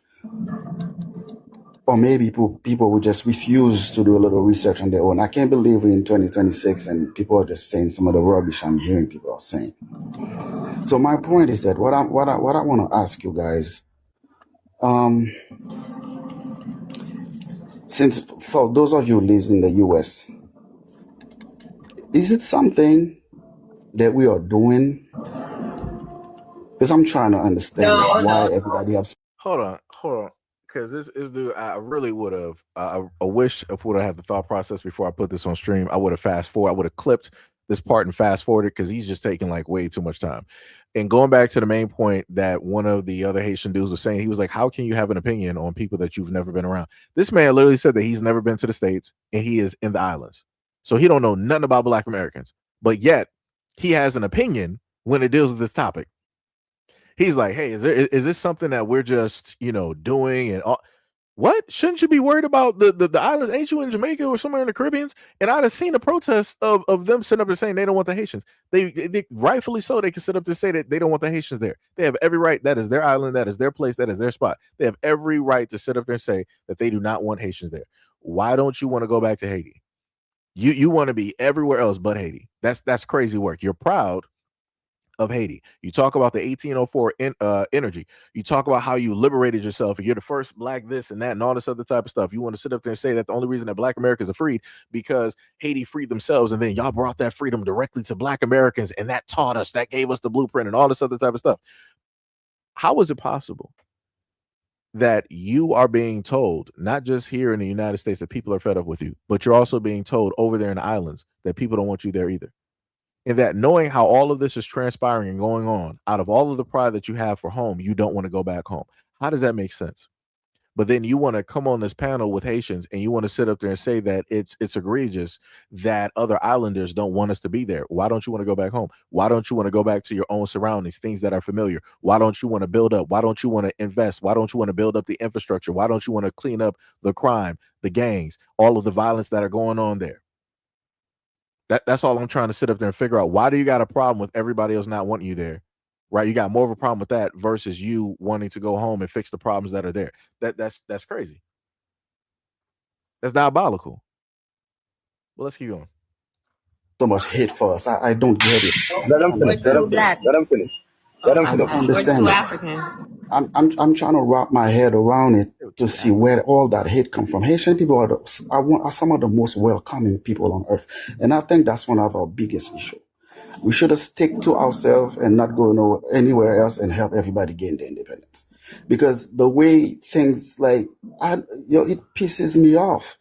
I live in St. Kitts and Nevis. Not too long ago, you guys may have heard what the Prime Minister said here. Oh, they don't want Haitians in their country. St. Kitts is a very small island. Very, very small island. There's not even, I think, probably like 200 Haitians here. You understand? We don't represent a threat whatsoever to these people. The Haitians here, they just come here, they're working, they are professionals. They're working in healthcare, construction, teachers and stuff like that. We don't bother nobody. Even in the news, when you see something happen, they arrest somebody committed a crime, it's always people from some other island. Never Haitians. But yet, the Prime Minister, who was the chairman of CARICOM at the time, felt comfortable enough to go on national television saying they don't want Haitian here. It just pisses me off. So I'm asking you guys, my brothers and sisters, what's happening? I'm trying to wrap my head around it. I don't know. My mama always said that if somebody says, if 1, 2, 3% say something about you, there's got to be some truth to it. So I'm trying to self-reflect to see if it's something that we are doing or the way we are moving when we go to these people's country or the community. I know for a fact that, like the sister said earlier, it's probably because we're too black and they can stand it, or maybe some of them are jealous of our history, but I'm still trying to understand what part that we have to play in this whole Okay, situation. Imani, you wanna respond to him? You wanna It's respond to him? not I because do the want to thing is this, respond to right? him. The thing is, it's not us, right? Like the best I could put it is whenever somebody's abusive or whenever somebody's mistreating somebody, it's natural for the other person to try and internalize it, right? I always say this. People wouldn't talk about Haitians as much as they do if they did not feel like Haiti is a threat or they didn't feel like Haitians are a threat, right? I think it's envy and I think it's anti-blackness. I think it's a blend of both, right? Well, no, we're not even doing that. We're not even doing this because I know she's not going to frame it towards white people being anti-black and hating and being envious of Haitians. Because I have yet to sit up there and hear them talk about white people. I've yet to hear them address white people.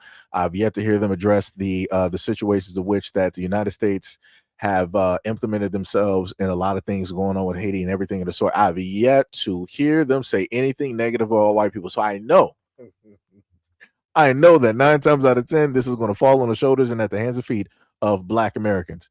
And for you to sit up there and say that we are envious, that we are jealous, that it's because you're too black, and what are you talking about? What do you talk? We got more history in this country than you do. What are you talking about?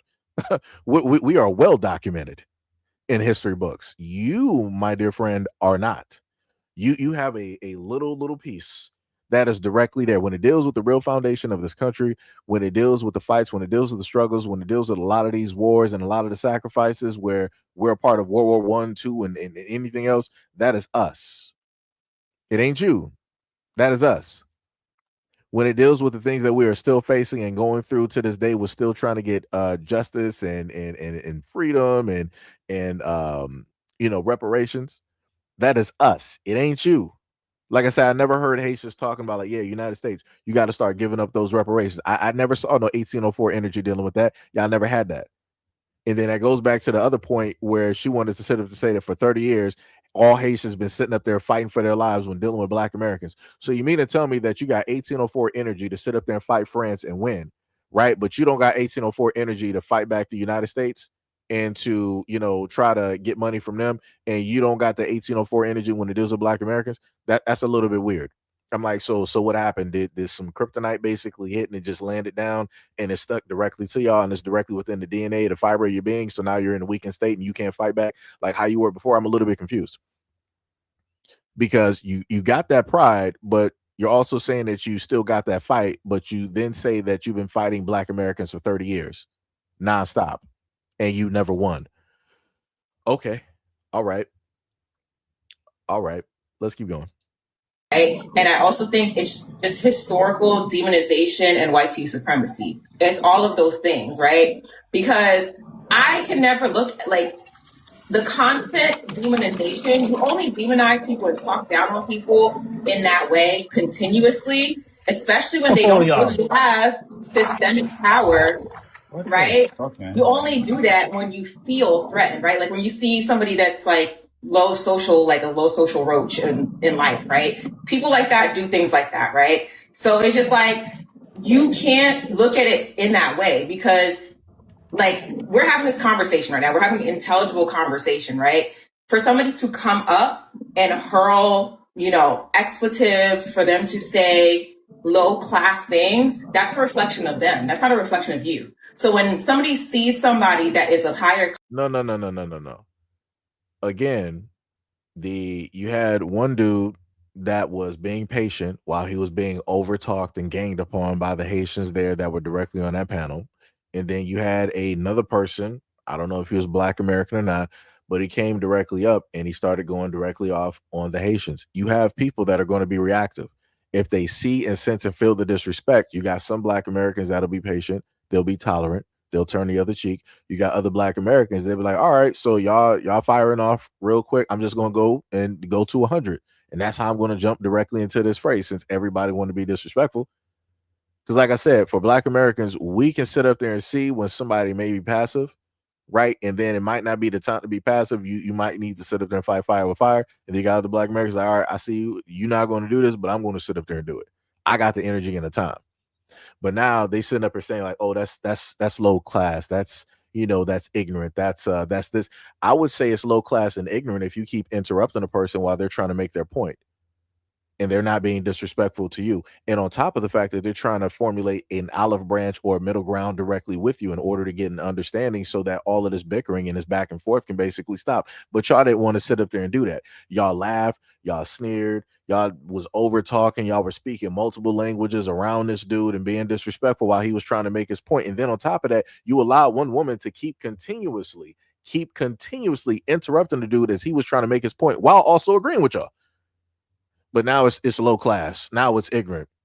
Now you're trying to sit up there and state how different Haitians are versus Black Americans. Miss me with any of that nonsense, dog. Class, higher ability to have a conversation, ability to be resilient through whatever life throws their way. Some people sit back, they don't like that. Like some people's spirits are unsettled. Like some people are sick in the head. I never internalize. I never look at it like it's something that Haitians are doing wrong or that it's a problem with Haitians, right? The problem is that there's a lot of people that are low on the totem pole in terms of the social hierarchy. So the best thing that they could do is try to kick down the people that they feel like should be below them. Even though that's not necessarily true, but because they're so tired of being on the low social bottom tier hierarchy, they feel like they need to look and try and demonize and push and bully a certain group of people.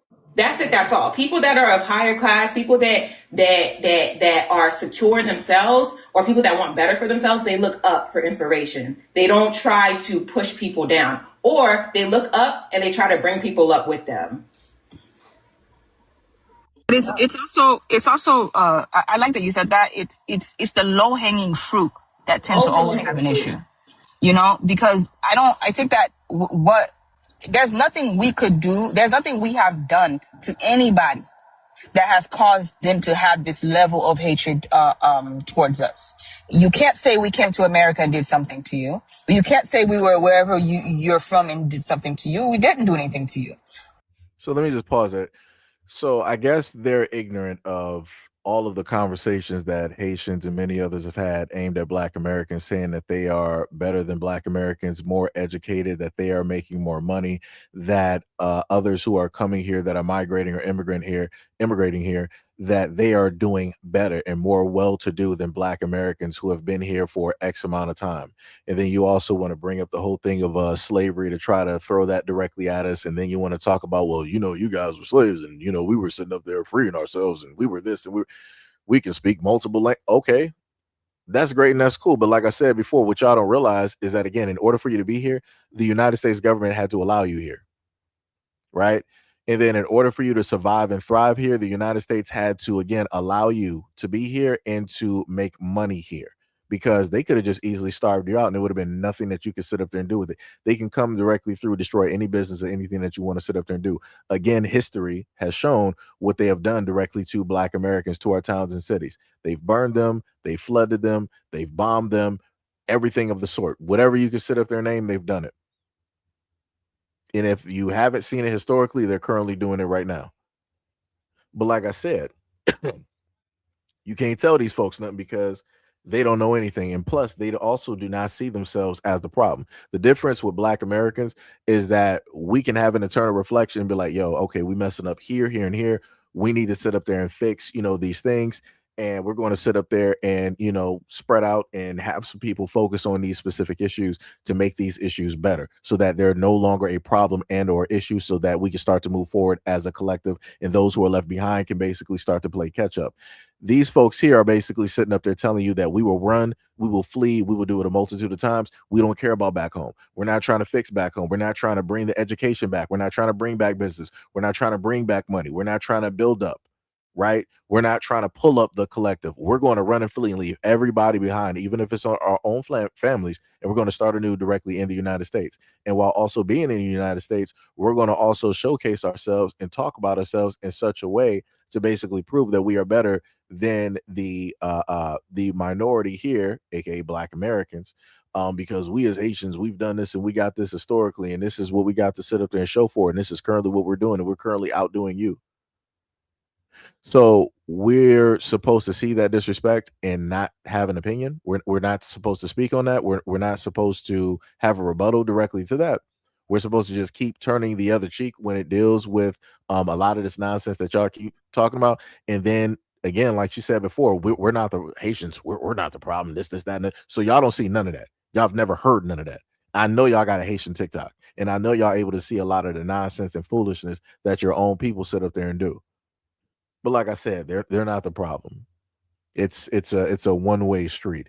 And also notice how the younger girl, she kept saying that people. She didn't want to specify, because when they say people, when they generalize, they're also adding in other groups, but they don't want to specifically point out those other groups because they're not trying to deal with the heat and the smoke that's going to come directly with that. But they're completely fine with specifically talking about Black Americans when they want to generalize. Let's keep going. But there is a high level of anti-Blackness that has permeated the mind of the diaspora, that they have such an issue. Because I always tell people this: remember, Haitians may be the only Africans that person really got to see, because especially back in the day, there may not have been high populations of different West and Central Africans, but the Haitians were there, and that happened in Florida, right? Because on my page, you can see I made a video to a girl who said, "Oh well, it's because." Wait! Did that Haitian just sat up there and said that she's African, right? Where do I got this clip? Yep, let me play this clip. To find out Dr. Umar was calling for us Haitian Africans, and he was on live and he was talking about something. Where my Haitian Africans at? Where my Haitian Africans at? Nobody responded. Nobody responded because we not African. So let me repeat that one more time. Let me play that one more time, because the foolishness that girl sat up there and said. I came on here to find out Dr. Umar was calling for us Haitian Africans, and he was on live and he was talking about something. Where my Haitian Africans at? Where my Haitian Africans at? Nobody responded. Nobody responded because we not African. So we heard that, right? So let's go back to that clip. Y'all never had straight hair. Y'all this, y'all that. And I'm like, why would you? You can see I made a video to a girl who said, let me just pull that back a little bit, right about probably got to see, because especially back in the day, there may not have been high populations of different West and Central Africans, but the Haitians were there, and that happened in Florida, right? Because on my page, you can see I made a video to a girl who said, "Oh well, it's because y'all never had straight hair, y'all this, y'all that," and I'm like, why would you bring up hair? Why would that be the first thing that you thought about, right? Because there is a level of anti-Blackness inside of them that even in their own communities, they're having issues with it. So of course, when the person is already groveling on the ground, they see somebody else come that's what Funky Dineva said. He said, when us who's doing bad, we see them people, they come here and we feel like, oh dang, that's somebody that we feel like is doing worse than us. Because you have to understand that when a lot of people had came, in the images that were being shown on TV there was a lot of boat people coming here. In the late 70s, the 80s, there was a lot of boat people. And so for them, they felt like this is a group that I can punch down on. And that's what happened with the Haitians, right? So you have that. You have the anti-African sentiments that a lot of them have, because and the proof that I have of that is, ask a West or Central African that has been living here, who came here around the same time as Haitians, that lived in certain places, what their experience was, and they're going to tell you it was one and the same thing. Because that's the issue that they have. Is just look at them Africans, look at them Haitians, look at that. And then of course there's hold on, I'm gonna land here. There's jealousy. The jealousy is even though they feel like we're so low, we're very proud on top of that. right? The Haitian come here, he repping his flag, he got Haitian flag day on deck. You go to the community center, the Haitian flag there. You go to the airport, the Haitian flag there. You got this everywhere. Haitians are everywhere, and they're not ashamed of who they are and where they come from. And that really bothers certain people. So it's a lot of this. It's a nuanced conversation, but the fact of the matter is this: this is not back in the days when a lot of Haitians did not speak a lot of English that could respond to you. We speak English now, and we're gonna give you a response. That's just what that is. I want to, talk a little bit about the question that Mr. Bakawetuknoa asked. And it's the sum of all the things Mila and Haitian Pride said. So for centuries, they gave us a bad name for a long, long time. I mean, even with the way that we were targeted, we spent about like 100 years where there was no white immigration allowed into Haiti, and people were just always speculating they're doing voodoo, they're cannibals, they're doing all kinds of things, and we never let go of our culture. So many other blacks or many other people who are not white tea, when they tell them they don't like their hair, for example, or they tell them don't do voodoo or don't do this, and they'll confirm, they'll do it. But us, we're always. Yo, can I say something real quick? So let me just pause that real quick. They keep getting on this whole hair thing that some supposedly random Black American girl or woman set up to set online.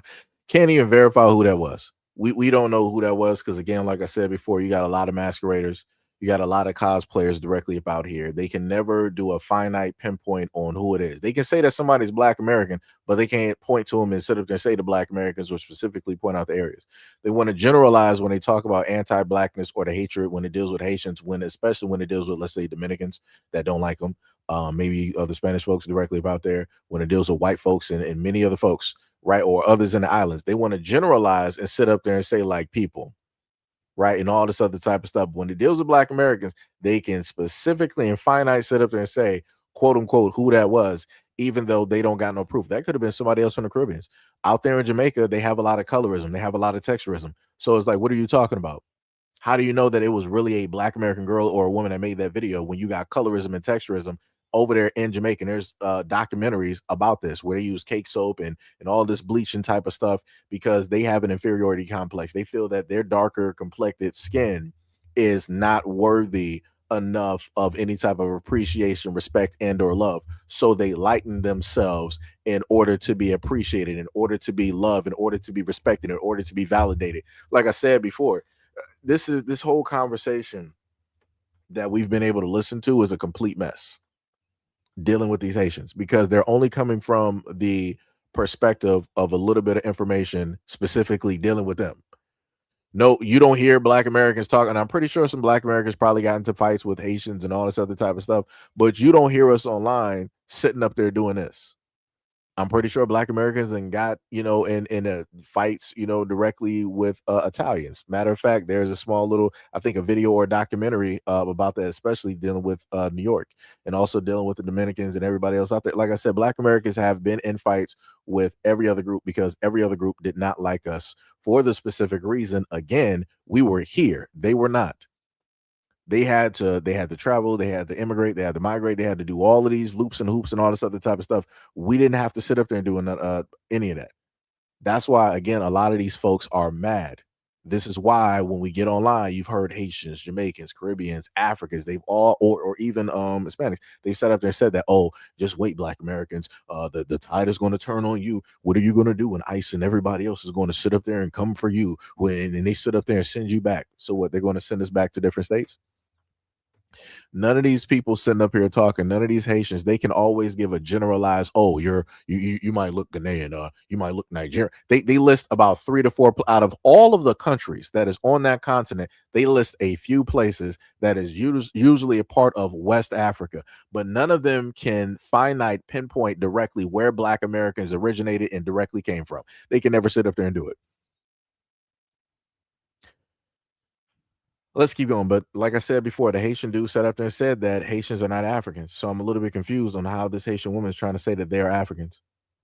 But even still within that conversation, there was still a separation because they were trying to say that Haitians are Africans and that Black Americans, that Haitians are the first Africans that we ran directly into. But also at the same time, they sat up there and said that if they're the first Africans, right, that we ran into, then what does that mean? So what are Black Americans?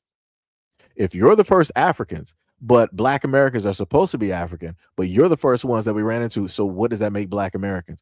Like I said, when they speak, people don't pay attention to what it is that they're saying. They don't even know. They can't even sit up there and tell you. If they can't specifically tell you, that means that we already been here. If we're supposed to be African, we technically should be the first Africans that we even know of directly in the United States. She didn't say that. She said that Haitians are pretty much, especially in those areas down south, they are the first Africans that Floridian blacks have ever seen. Sounds to me that would mean that the blacks in Florida are indigenous or original. If you're the first, right? I don't know. Let's continue.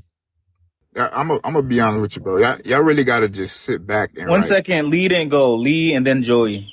Okay. Gut respond. Lee then Joey. You say Lee. go ahead. Yeah, I said Gut respond and then Lee and Joey. I don't. Go ahead and say All what right. you're gonna say. Then after you, Lee and then Joey. But see, I gotta understand something, man. It's a lot of cultural differences, dog. I think that's one of the main things, bro. To be honest with you, you gotta really think about it, bro. Like, a lot of people don't understand that Haitian is a very conservative culture. You get what I'm saying? Like, for example, our music, right? For the most part, our music. Oh, let me freeze it right there, right? He said Haitians are a very conservative culture, right? Key point, great point. I love that point, and I'm glad that he's honest. This is why I brought the video or the live stream and video that I gave to you guys before, about probably like a week or so ago, where I showcased the many Haitians that sided with the Trump administration, that wanted to get rid of all of the immigrants and the migrants here, that wanted to get rid of the visas and the TPS and all this other type of stuff that people are able to attach themselves to and currently still be directly in this country, working, going to school, and all these other types of places. Haitians voted for Trump, which is the exact same party. Haitians voted for the conservatives, which is a part of the exact same group, who stated on their day and even before they got into office that, hey, as soon as we get in here, we're going to be shaking things up, and the first thing that we're doing is we're packing down on this immigration. We're about to pack y'all up. We're about to send y'all on planes, on boats, seagulls, whatever we got to do, and we're sending y'all right back home. Even if we may not know where you came from, we're sending you back somewhere that is not the United States. And they started doing that. But for whatever reason, why is it that these Haitians don't talk about the Haitians that voted for Trump, that sided with Trump, that were parading around and singing songs dealing with Trump and happy that he's in office? Why is it that these Haitians never go so hard directly on their collective that voted for all of this TPS and everything to basically take place and happen? Why is that? Like I said, there's videos of it out there. You can still see it on TikTok at this moment in time. But like I said before, you will never see these Haitians go so hard on their own people dealing with this situation. Crazy work. Crazy work. Like I said, how do you have your own group of people that voted against you, but you got more energy directly for Black Americans? And a lot of Black Americans, again, voted Democrat. A lot of Black Americans did not vote conservatively. You might have had a few directly up out there, but it wasn't enough to sit up there and really shift the tides. You had Native Americans that voted for the Trump administrations, Asians that voted for the Trump administration, Africans that voted, Hispanics that voted, Haitians that voted, white people that voted. You got all of these many demographics that voted and sided with the Trump administration to get rid of and to have all of these things happen. They basically orchestrated for their own demise. But for whatever reason, y'all got all of this mouth, all of this energy, all of this time, all of this 1804 energy for Black Americans online, but you don't got it. You don't got none of these smoke for all of these other people that put you into this situation, including your own. Wild work, 100%. But let's keep going. The artists talk about love, bro. Like you know what I mean? Like the R&B artists back in the day, they talk about love and stuff and relationships and stuff like that. They don't talk about crime and all this other stuff. You know what I mean? Like it's different. You get what I'm saying? And think about it. Okay, for example, right? I know y'all seen it a lot. Oh, like they'll be like, oh, Haitian food got a smell to it, this, that, and the third. I never heard an African say that. The reason why is because we use similar stuff that African use in our food. That's what I'm saying. It's a cultural difference, bro. Like, and mind you, Haitian food better than, to me, it's better than every other black food that's out there. So again, like I said, the disrespect. I'm not even sure how we came directly into these food wars. Your food is better, but the only foods that ended up actually showing up, let's say, even I got to go back to the Essence Fest, African food showed up. Haitian food wasn't there. Haitian food was not, it wasn't like, Haitian food versus soul food. No, it was African food versus soul food. It's soul food. They Africans are doing like a soul food fusion. Jamaicans are doing a soul food fusion. I'm not seeing Africans talking about, yeah, we're doing an African Haitian fusion. Jamaicans, we're doing an African I'm sorry, yeah, we're doing a Haitian Jamaican fusion. No, no, brother. No, no, no, no. I can't even point to you Haitian restaurants that are really selling food like that where people are sitting up there just automatically buying it. Like I said, that's in very specific areas. Like I said, we got in I think it should have been in Dearborn. Somebody know what I'm talking about if you're from Michigan, or it should be Southfield. I think there was like a Vietnamese restaurant or a Thai restaurant that used to sell like sweet and sour chicken. And like I said, I don't know any Thai people. I don't know any Vietnamese people, but that food was great. And I'm talking about when I had it, that was like well over like 10 years ago. But when I had that food was great. And I've never had Thai or Vietnamese food ever before in my life. I can safely tell you I've never had Haitian food. I've never been to a Haitian restaurant, never even seen a Haitian restaurant. So, like I said before, you can sit up there and try to say that your food is so great and so whatnot or whatever. We don't have your foods all across the United States and formulating that into some type of takeout restaurants where everybody wants to sit up there and go eat it. I done seen a variety of people that come to these United States, even people from outside like Europe, come to the United States and try soul food and love it. So I don't know what you talking about. I don't know what you're talking about up out here. That's wild work. Matter of fact, I put it to you like this. I've technically seen more people eat African food than Haitian food. I've seen more people eat Jamaican and Chinese food versus Haitian food. So it's like, what are you talking about? When we're sitting up there talking about food and different stuff, just looking at the United States, you're not one of those foods. Matter of fact, let's even go to when it even deals with the Caribbeans. Let's go over to the UK. How many Haitian restaurants they got over there in the UK? As a matter of fact, I can't sit up and tell you any. I know of a Black American woman that got a soul food restaurant because Gordon Ramsay was he had that on his show and he helped her out. I know of Jamaican restaurants. I even know of Indian restaurants directly up over there. They even got African restaurants. I don't know of Haitian restaurants. So it's crazy to sit up there and say that your food is just the best. It's better than any other black food out here. But when I look at the larger scope of food and what it is that people are eating, nobody's talking about or bigging up Haitian food but you. Just saying. I'm just saying. And then he wanted to go into the aspect of talking about music. For the longest time, this is why we talking about with the ignorance of these people. They said they just got here like 30 years ago, right? For the longest time possible, black music, we got jazz and R&B, right? We've always talked about love. It don't matter if you go from the jazz era, if you go to the disco era, you can even technically go to you can go to rap and hip hop. Like I said, we got a variety of genres that don't just talk about bang bang, shoot 'em up, and all this other type of stuff. We got things there, neo soul, R&B, and all this other type of stuff that talk about love. So it's crazy when they try to make it seem like yeah, all of our music it's just love and togetherness and this, that, and the third. Last time I remember, Kodak Black is Haitian. He talking about bang bang, sliding on people, shoot them up, all this other type of stuff. What are you talking about? You whatever, dog. They got it. Let's keep going. That's my That's opinion. true. That's Facts. true. You know what I'm saying? But you I got to think tried about it, all bro. of them. Have y'all ever heard of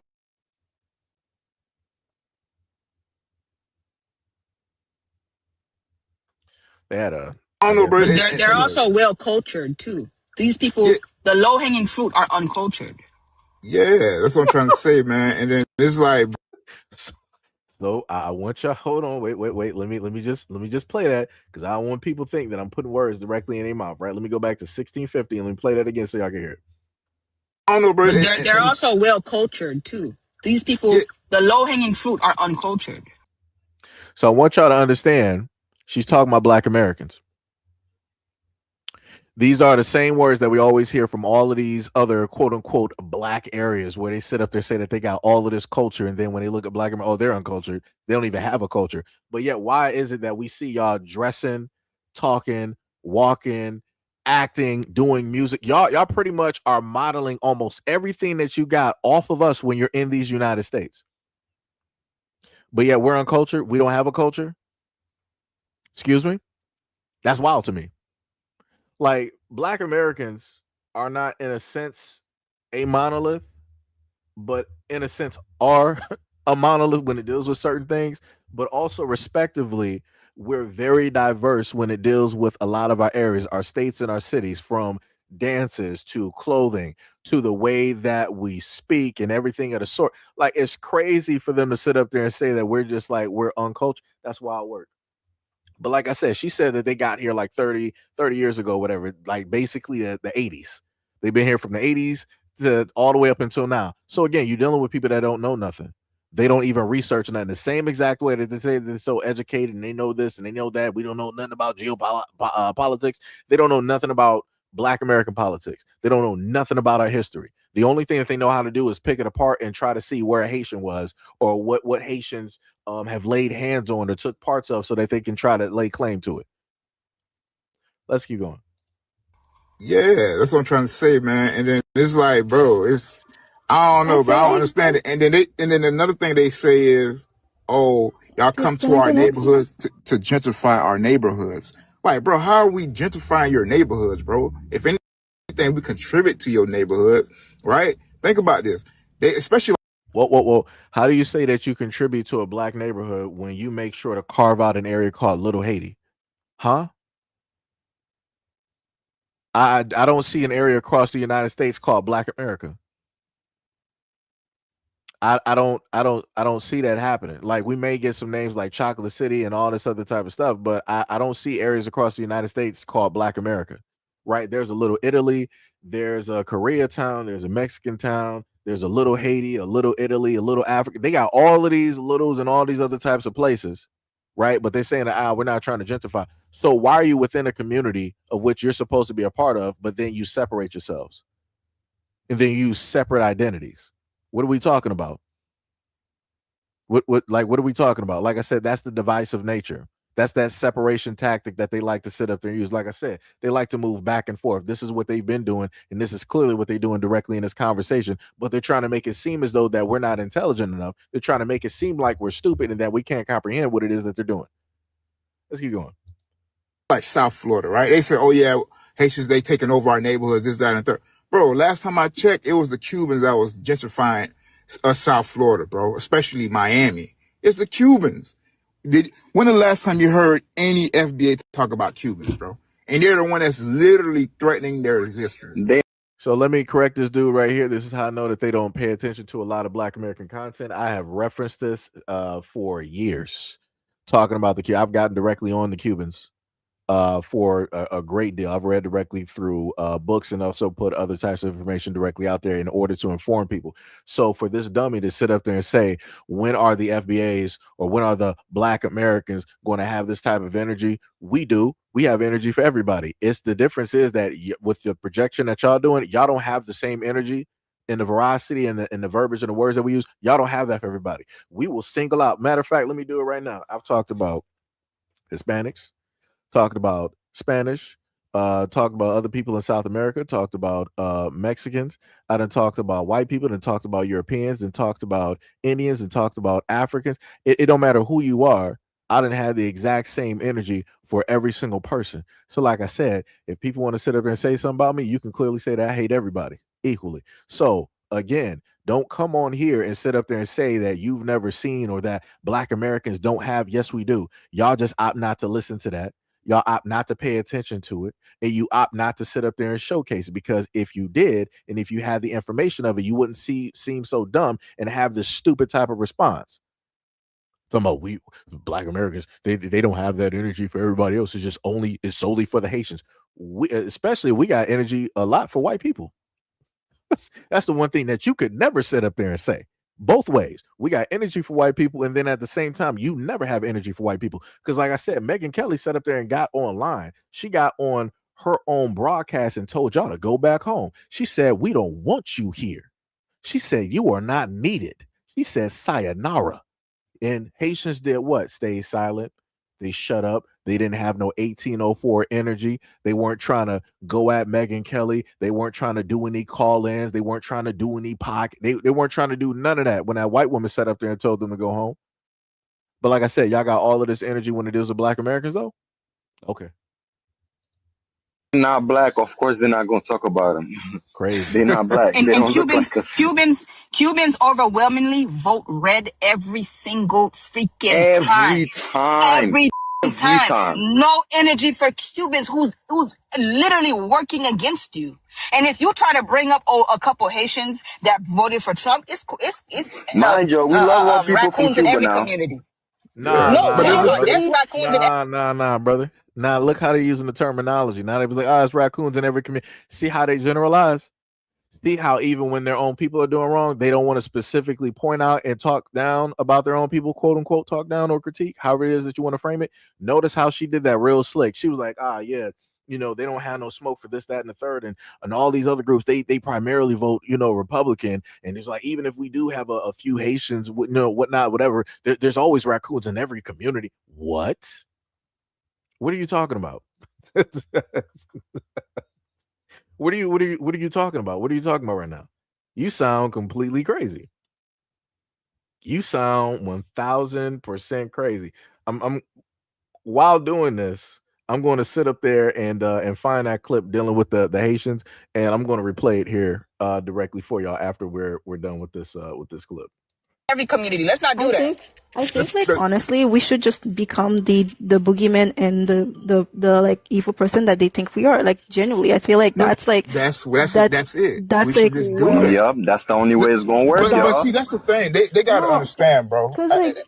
Cause my thing is like, sorry, wanted to kind of like just add on to something and then I'll like let the floor speak again. But I think like what like is very frustrating is like, not only that like it's like a low hanging fruit, not just like the anti-Haitianism, not all of the propaganda that was sold and bought into, right? Because like it's easy to target Haiti because Haiti is being made an example of because it show not like we're not going so of post-colonial historic, although it matters, it's very relevant, but it is the only place where you could be authentically like this is the first place that like being free in the Western Hemisphere really like like you achieve a dream that only others could like imagine. I can't imagine like being in the belly of the beast like Black Americans. I will never have the experience they have like living in a majority white country and having to like rise above, and they've done amazing thing with the respective of like all of that, right? But Haiti is like an example of like what like freedom, love, experience of like being really authentically yourself met, and to see it as something grand is also is empowering, and it is easier for us to be dehumanized and disempowered than it is to be like, oh wait, this is a pathway for success. This is a pathway for freedom. This is a pathway for liberty. This is a pathway. Cause like, to me, like this conversation is always silly. Like the diaspora wars are always silly to me because like, it's not logical. It's not based on logic. It's not based on statistic. It's not based on numbers. It's very much nonsensical. Cause like when you are in a country where you're the minority, having people with you that could add to the majority, the issue is not to target them and make them the bottom of the pool. Like that doesn't make sense to me. It doesn't make sense for you, right? When you have like a group of people who are the closest to having a similar experiencing as you, and like it's not like when like Haitian came to the United States, they're like, oh, we're gonna trust white people, like white people. Like that has never been like, that's not like, if anybody ever believes that, there is like a historical, like that's not within the history of Haitian in the United States. That's not how it works. So I don't understand this narrative that's coming up. I don't know where it's coming from. It's not based on accuracy nor fact. So now I am at the point where I'm like, okay, cool. This is the boogeyman that you want me. You want us to be the boogeyman? Bet. This is the pathway that we're going to. Matter of fact, like let's all be illogical together. Let's all be like, we don't have a white supremacist to fight. Let's all fight each other, because that apparently seems to be more effective than actually thinking structurally. It's so silly. So again, all right, bet. right? Black American. I also have a video, I forgot where it is at this moment, that a woman got online and she said with the clearest, boldest face that all of the slang that we have as Black Americans came directly from Haitians and or Africans. I'm like, where do y'all get this from? How in the world? Y'all said that y'all are so cultured, right? Y'all speak 3 languages. How on God's green earth, if you just got here in the 80s, did we get our type of slang and everything of the sort directly from your Africans? What are we talking about? What are we talking about? We got Africans right now over there filming themselves doing dances that are Black American. But yet these are the people that said that we got our dances, our Black American dances directly over from Africa and everywhere else. Huh? How that doesn't make any sense. How are you picking up something that Black Americans created if you created it first? That don't make any type of sense.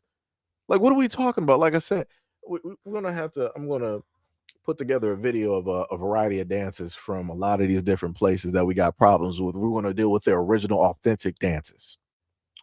And clear cut, you're not going to see anything dealing with Black Americans at all.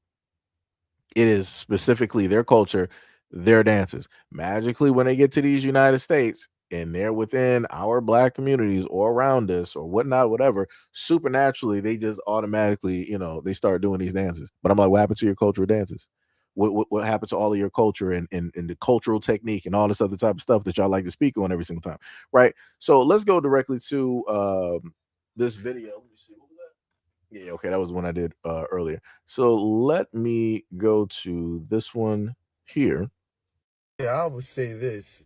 Haitians love Trump. May not be some in America, but a lot of the Haitians in Haiti, they love Trump. You know what I'm saying? They're a big supporter of Trump. I mean, look at how much belt he been putting on these Haitian politicians' ass that have been in corruption. You know what I'm saying? For a while now. You know what I'm saying? Hell yeah, I'm loving Trump administration. You know what I'm saying? I'm loving every minute of it. You know what I'm saying? We got these bulos that just recently got locked up. You know what I'm saying? Oligarch, you know what I'm saying? Which all the Haitian politicians in Haiti was afraid of. And now we got Andre Michel, you know what I'm saying? He tried to come to America. You know what I'm saying? He found out that, you know what I'm saying? I think they canceled his visa. So I'm enjoying every minute of these crooked Haitian politicians, you know what I'm saying, being, disciplined. Oh, man, I'm loving this, man. You know what I'm saying?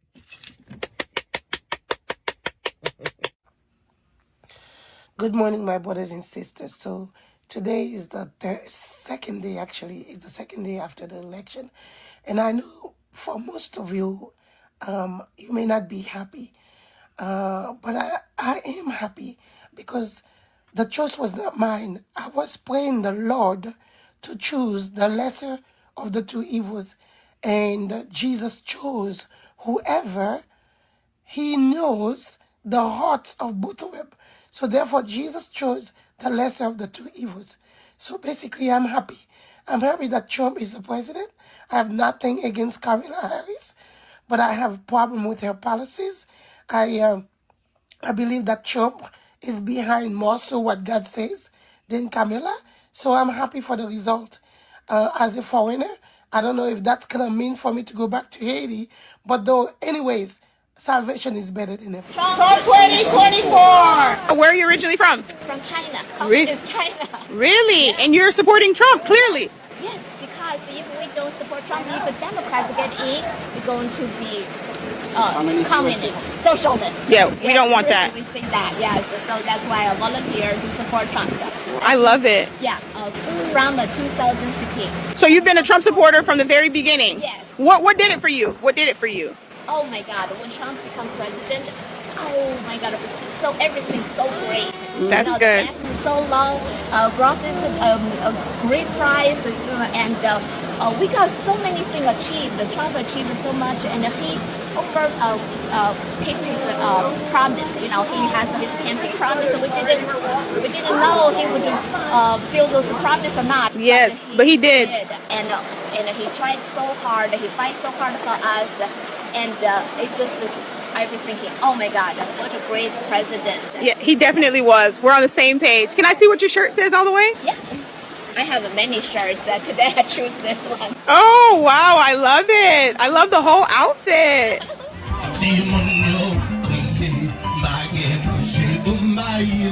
Look at this Haitians for Donald Trump.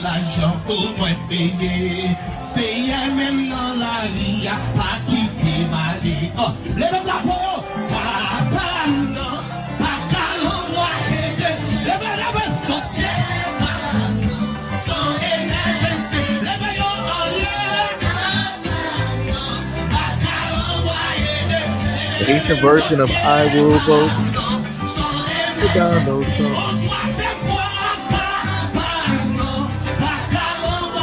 Great. I can't even set the beat on it.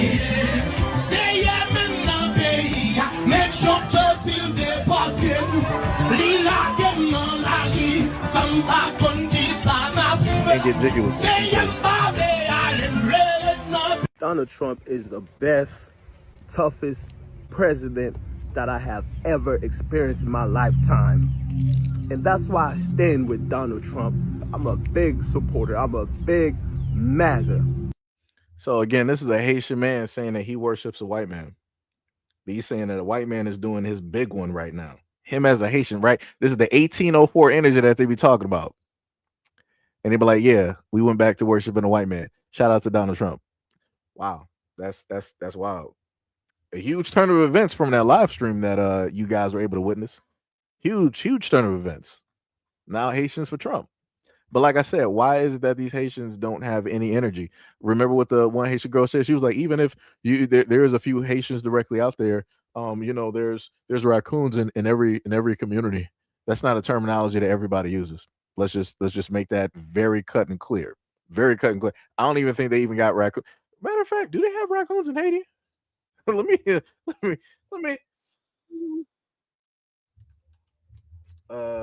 exist in Haiti.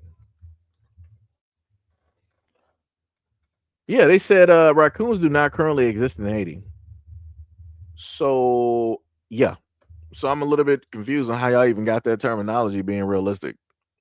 Y'all don't even, the animal doesn't even exist down there. I'm a little bit confused on how y'all even using something that you don't even have the concept of, that never even existed. It was a whole brand new animal that you just seen coming to the United States that never existed where you came from. Anyways, let's just keep going. The problem that I see is the world is too soft. And that's why a lot of people do not like Donald Trump. But not me. I love him because he got the balls, he got the heart to say the things that most people are afraid to say. Like, you've seen the guy in the Oval Office, speaking his heart out, fighting for this country.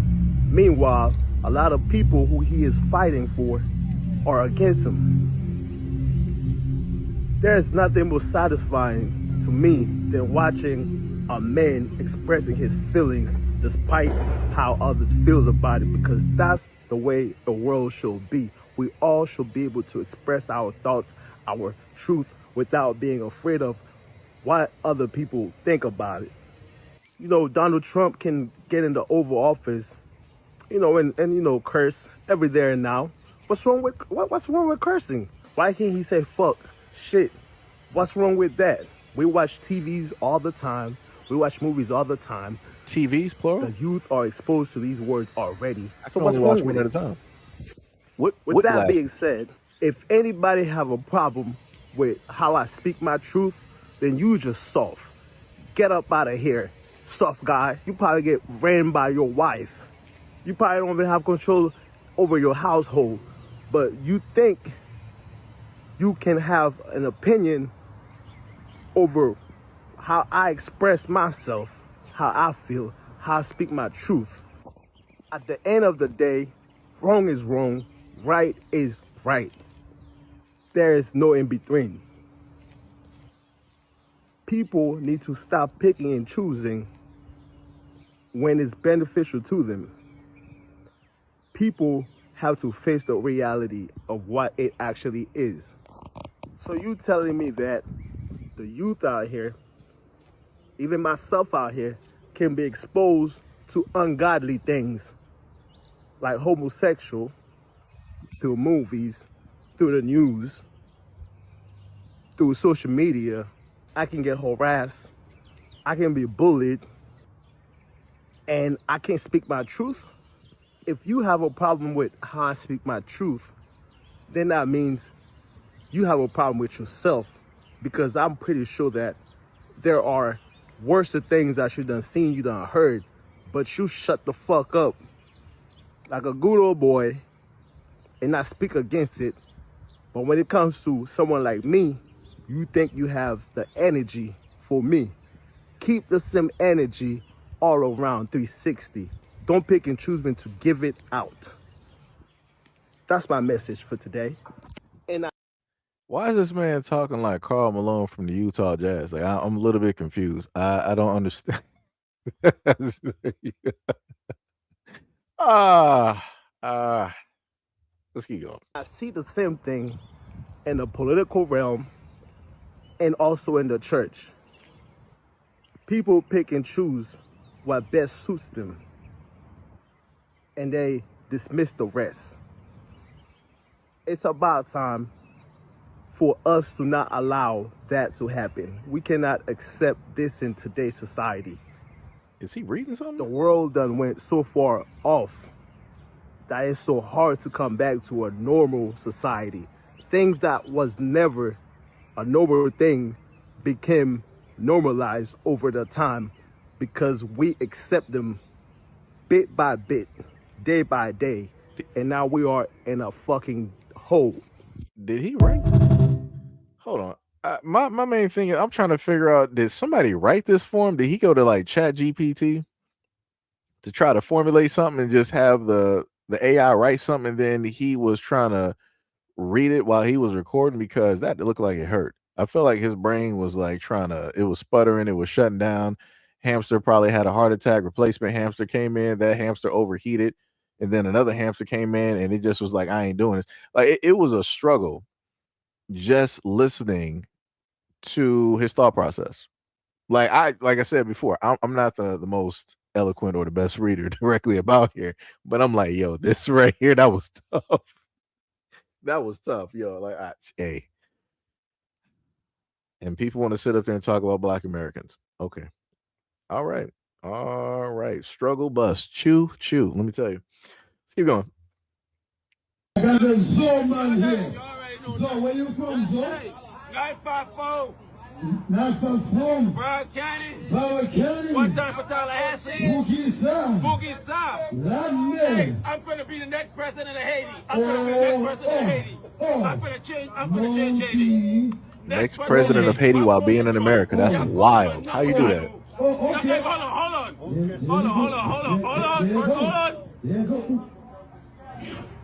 What?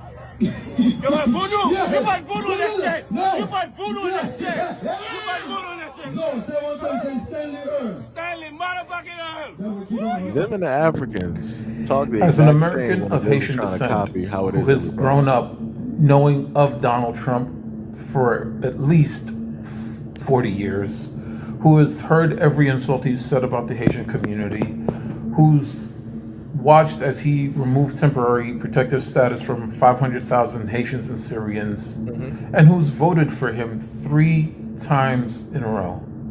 I come to you humbly to... Hold on. Wait. Let me walk that back. Let me make sure I heard that one correctly, because he said, didn't he just say he voted 3 times? Hold on. Wait. Let me just pull that back real quick. Hold on. Motherfucking Earl.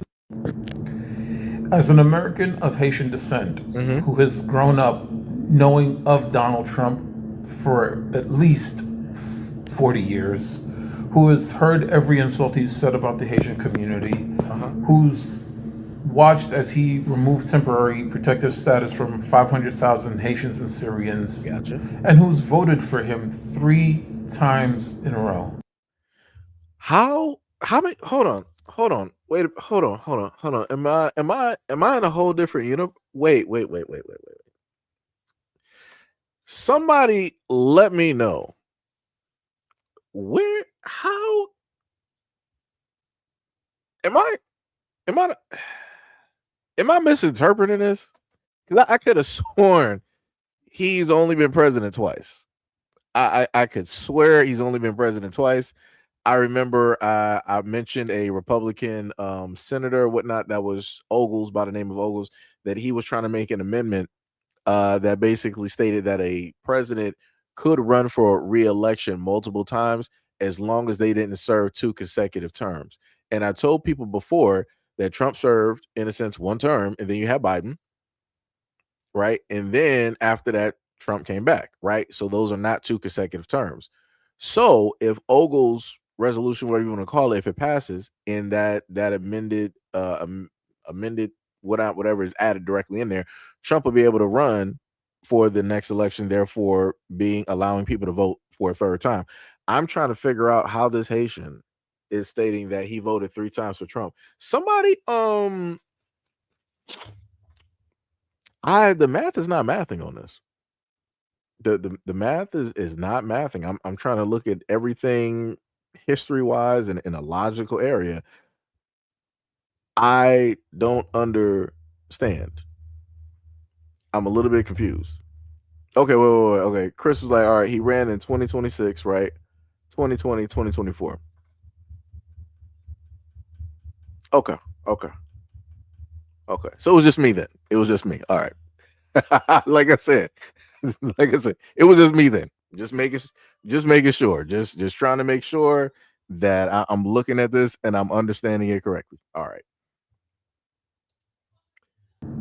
I come to you humbly to say that I would still vote for him again. I will bear the burden. I will bear the cross of having to deal with the fear that my compatriots, if not my countrymen, are probably going to be sent home into a dangerous area. And it bothers me, but everything that's out of my control, I give to God anyway. But I'm just here for the accountability of it. I'm looking at America dead in the eye and saying that I would still vote for Donald Trump because he is the protector of the American experiment. I've had too many conversations with progressives and leftists who have a million different complaints about the United States, that they do not respect Western civilization. They consider it white supremacy, that they're headed down the same path as past communist and socialist experiments that lead into anarchy, chaos, and mass executions. To protect America, I will throw my tear-soaked face on the hardships of the people who are not going to be with us in these United States. That also includes DACA recipients, TPS recipients, and the like. I've always tried to skirt the edge that we do need hardworking immigrants into this country. The South Americans who came over here and they're with their families and they're selling what they can sell. The construction workers, the ones who work hard. I've always said that we need to make a place for them in this American experiment. So it's not something I'm saying that's different. It's just that after all these years, it's time for me to be accountable that the President of the United States does not agree with me when I say that the Haitians belong here, the Syrians belong here, and DACA belongs here. And I have to bear that burden. But if we want to have an America, we have to have a president who wants to protect America.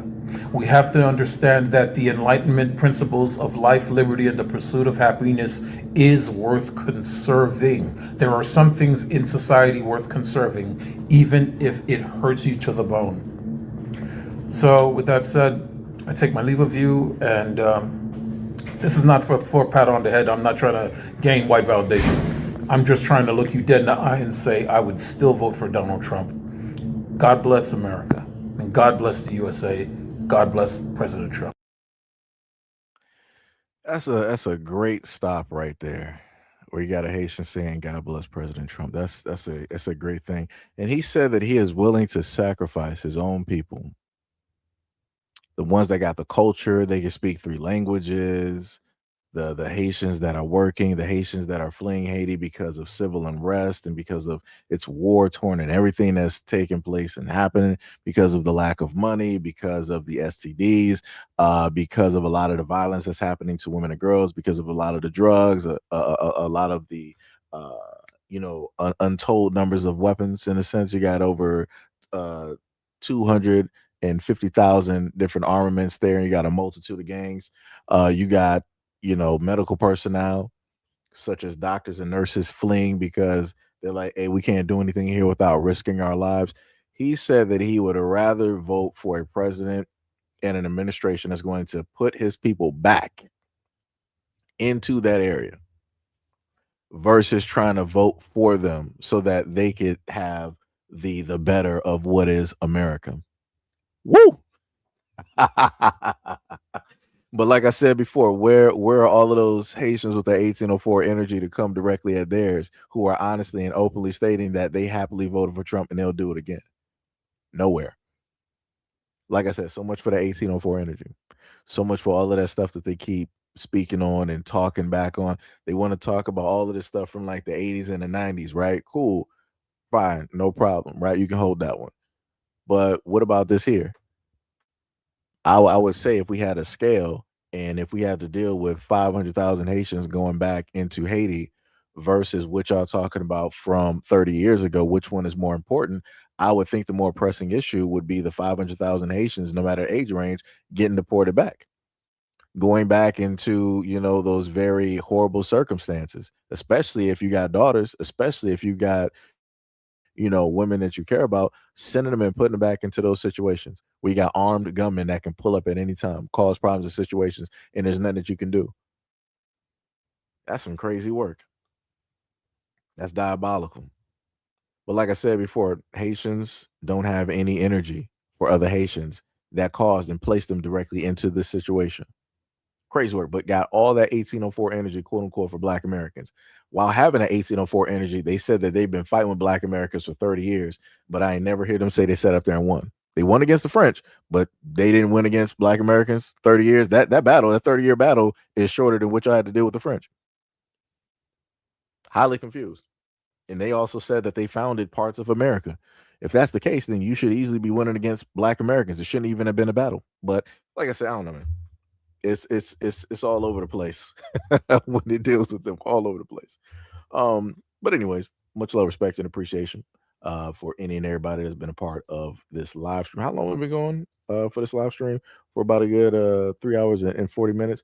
Let me go back through real quick. I want to give a shout out to any and everybody that threw some gems directly in the chat, and anything else as well too. Shout out to Rondo for the 550. Shout out to Brandon V World for the 2. Who else we got directly up here? Shout out to Philadelphia Eagles for the 10 gems directly there. We got 2 gems again from Philadelphia. We got Azar09 with the 2 gems as well. Much love. We got Hack with the $2 dono directly up in there. We got Gene Harvey, what is up, with the 800 gems. We got Slick Tom with the 2 directly up there. Oh wait, they actually had a question up there. They said, why would Black Americans hate Haitians? Honestly, yeah. Why? Maybe that was directly posed for the video that we had directly up there. I think maybe that's what that was for. But shout out for the $2 dono. Shout out to Keith Taylor for the 600 gems. And again, for the 2 gems, we got 777 scared 777 with the 440 gems directly about there. And then last but not least, we got Tippy with the 2 gems. Much love, respect, and appreciation. Oh, Tippy came back with another 2 gems. Much love, respect, and appreciation again. Like I said before, it's wild work out here. 100% wild work. I also want to give a shout out to those who pulled up to the low viewed videos that I had directly on the platform, where I was talking about certain issues again and again. It was only a few comments. I got about 6 people. 518 pulled up, 6 people commented. Like I told people before, it'll be low view videos and a few comments. And again, love, respect, and appreciation to those who pull up to those videos and take part in the conversation or different things of the sort. As stated before, I know that a lot of those videos will be low viewed. Comment section will be pretty low, if not almost non-existent, because it's not the videos that people can just automatically go off on. It deals with a lot of internal, type of stuff that people got to look at and be like, yo, this is messed up. Something needs to be done. Rah, rah, rah. So, like I said, it'd be like that. It 100%, be directly like that. Like I said, stuff like this, it needs to be talked about. It needs to be, pointed out when it deals with the community, everything of the sort and whatnot or whatever. That also falls into another video I will have up for you guys. Because I had somebody pull up to a previous video. Was it dealing with Sky Jackson? It was either it should have been a Sky Jackson video. It had somebody pull up and basically say again, like I was some type of op. Wait, let me see. Hold on, let me show y'all this real quick. Let me show y'all this real quick. Because this will be the next video that y'all will see. If I can, I think I already got the image for it up here, if I'm correct. Hopefully I do. If I don't, yeah, I do. Okay.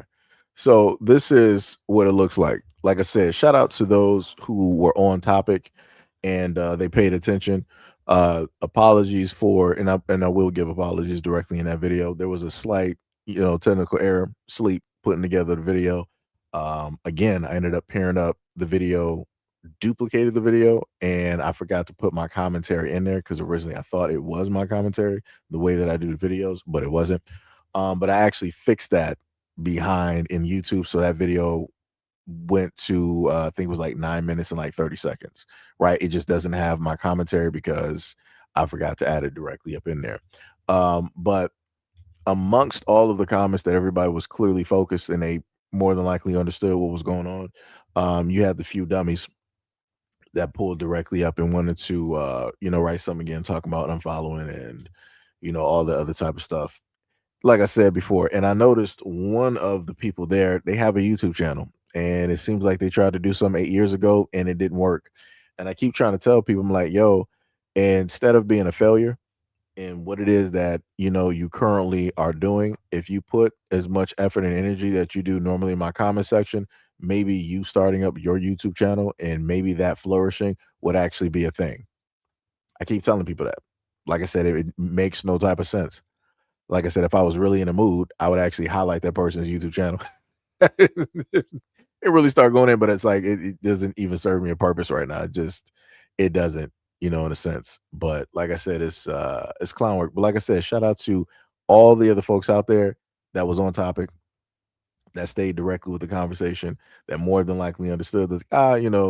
It was a mistake that basically happened. It'll get, cleared up later, but that's not the most pressing issue.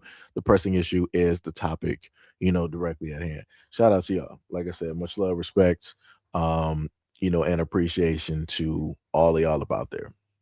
Much love, much love, much love. Also, shout out to D Money was like, oh, Tippy got that money. Yeah, I told you Tippy is rich.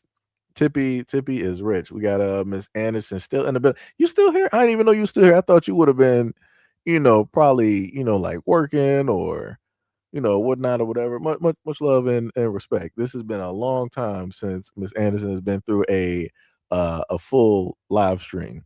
I am completely shocked. Look at this lady here. I'm shocked. I'm shocked.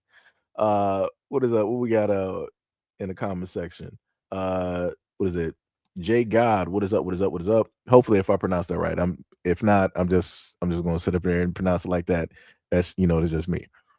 Jay the God or Jay God, said Delta Force Seji. The funny thing is I have played that game. So initially when you said that, I immediately thought about the game, as soon as you wrote that.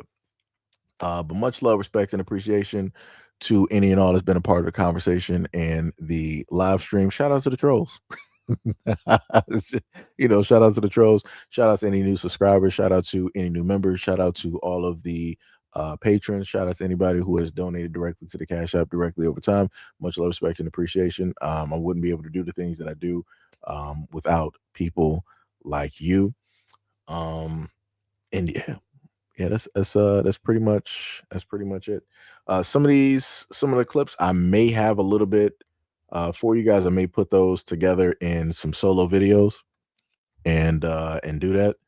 Look at this Tippy sitting up here. She pulling up to the scene, dropping the 2 gems. Look at Tippy. Look at Tippy on up out here. Tippy, you dropping gems. What about that GTA? What about that GTA, Tippy? What about that GTA? But yeah, much love, respect, and appreciation, everybody. Again, shout out to every mod that is here. Think what I seen. Tippy, Miss Anderson, D Money, Hack, Ty, Sunny, Gail. We got Sean up here. We got D Love. Who else we got? We got Mo, the hidden ninja from the Black Leaf, in the background. Who else? Who else am I missing? We got Third, directly up in here from the Hidden Cloud. Trying to make sure I got everybody. Trying to make sure that I got everybody, because sometimes we might have some people that will pull up we ain't seen in a minute. I'm just trying to make sure. I think I actually got everybody. Actually, and again, even if you're not a moderator, much love, respect, and appreciation for pulling up and being a part of the topic. Let me see. Tippy said I'm black, not biracial. What he said, Tippy got Sonic rings over there. Mo said, wishing everyone this. He almost got me, and I luckily read the comment before I finished it. Sonny said, I'm not just FBI, I'm also clairvoyant, which is why I would have passed when Eddie invited me to that event when he played victim. Like I ignore him and still. Wait, you talking about Eddie Murphy? I'm a little bit confused. TV said, what? Talking about that Mo. D Love sitting up here laughing. And we got Chris T in the building. Yeah, I thought I listed Hack. Well, normally I say Hack for short. Oh, we also have Sham in here too. What is up? What is up, Sham? What is up? Much love, respect, and appreciation. I think Sham was in here a little bit early. I know Sham been no life in some games, at this moment. So, she is pretty much focused. Pretty much focused. Let me see. What does Hippie say? He said, I don't like how YouTube changed our color mods to white. It was blue. On my side, it shows up as blue. It shows up as like a blue shield. It didn't show up to white, to me though. Oh, okay. Sonny said Carmelo and Eddie. He got 35 years because Eddie said him. Okay, I got what you're saying. I got you. But yeah, much love, respect, and appreciation. Go out there and get some food, get your feng shui directly in order, spend some time directly with yourselves, catch up on a movie, go out to eat. Excuse me, spend time with your family or friends or things of that nature. And yeah, have a great, what is today? I do not keep track of days. Have a great Wednesday, right? July 22nd. I normally start off saying that, but I forgot about it and just went directly into the live stream. Tippy said our name is white, but the shield is still blue. Okay. Tippy said I'm hungry. Yep, I am too. I'm probably about to go order a burger. I ain't cooking nothing. I'm ordering a burger. Lazy cooking out here. That's that is what we're doing. A nice burger. That's what we're going to do. So yeah, shout out to y'all. Much love, and I'll catch y'all in the next video and or live stream. Peace out.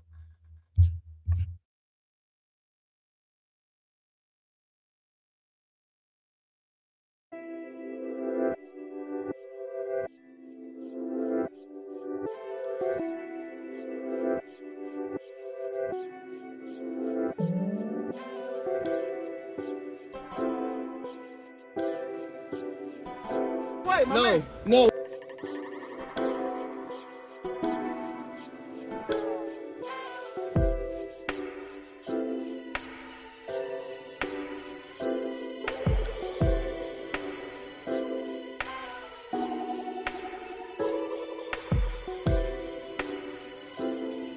I got to click that back on. There is nothing lazy about ordering Uber Eats. It's the first time that I've had to address during the music. There is nothing. Uber slander will not be tolerated in these parts. I gotta highlight that one for the ending. That's not how that works. That is not how that works. Oh, we got a throw that pulled up. No problem, buddy. I'm still here, and you can get banned. The last ban of the live stream. Shout out to you. That is a record. That is a record. Crazy work though. That is diabolical in nature. Only Miss Anderson. Wow work. Like I said, shout out to y'all and go order some food. Uber Eats. Get that 50% off they currently got this moment time. This is not an advertisement or a sponsorship. SEIJIHITO does not get paid from advertising. Peace up.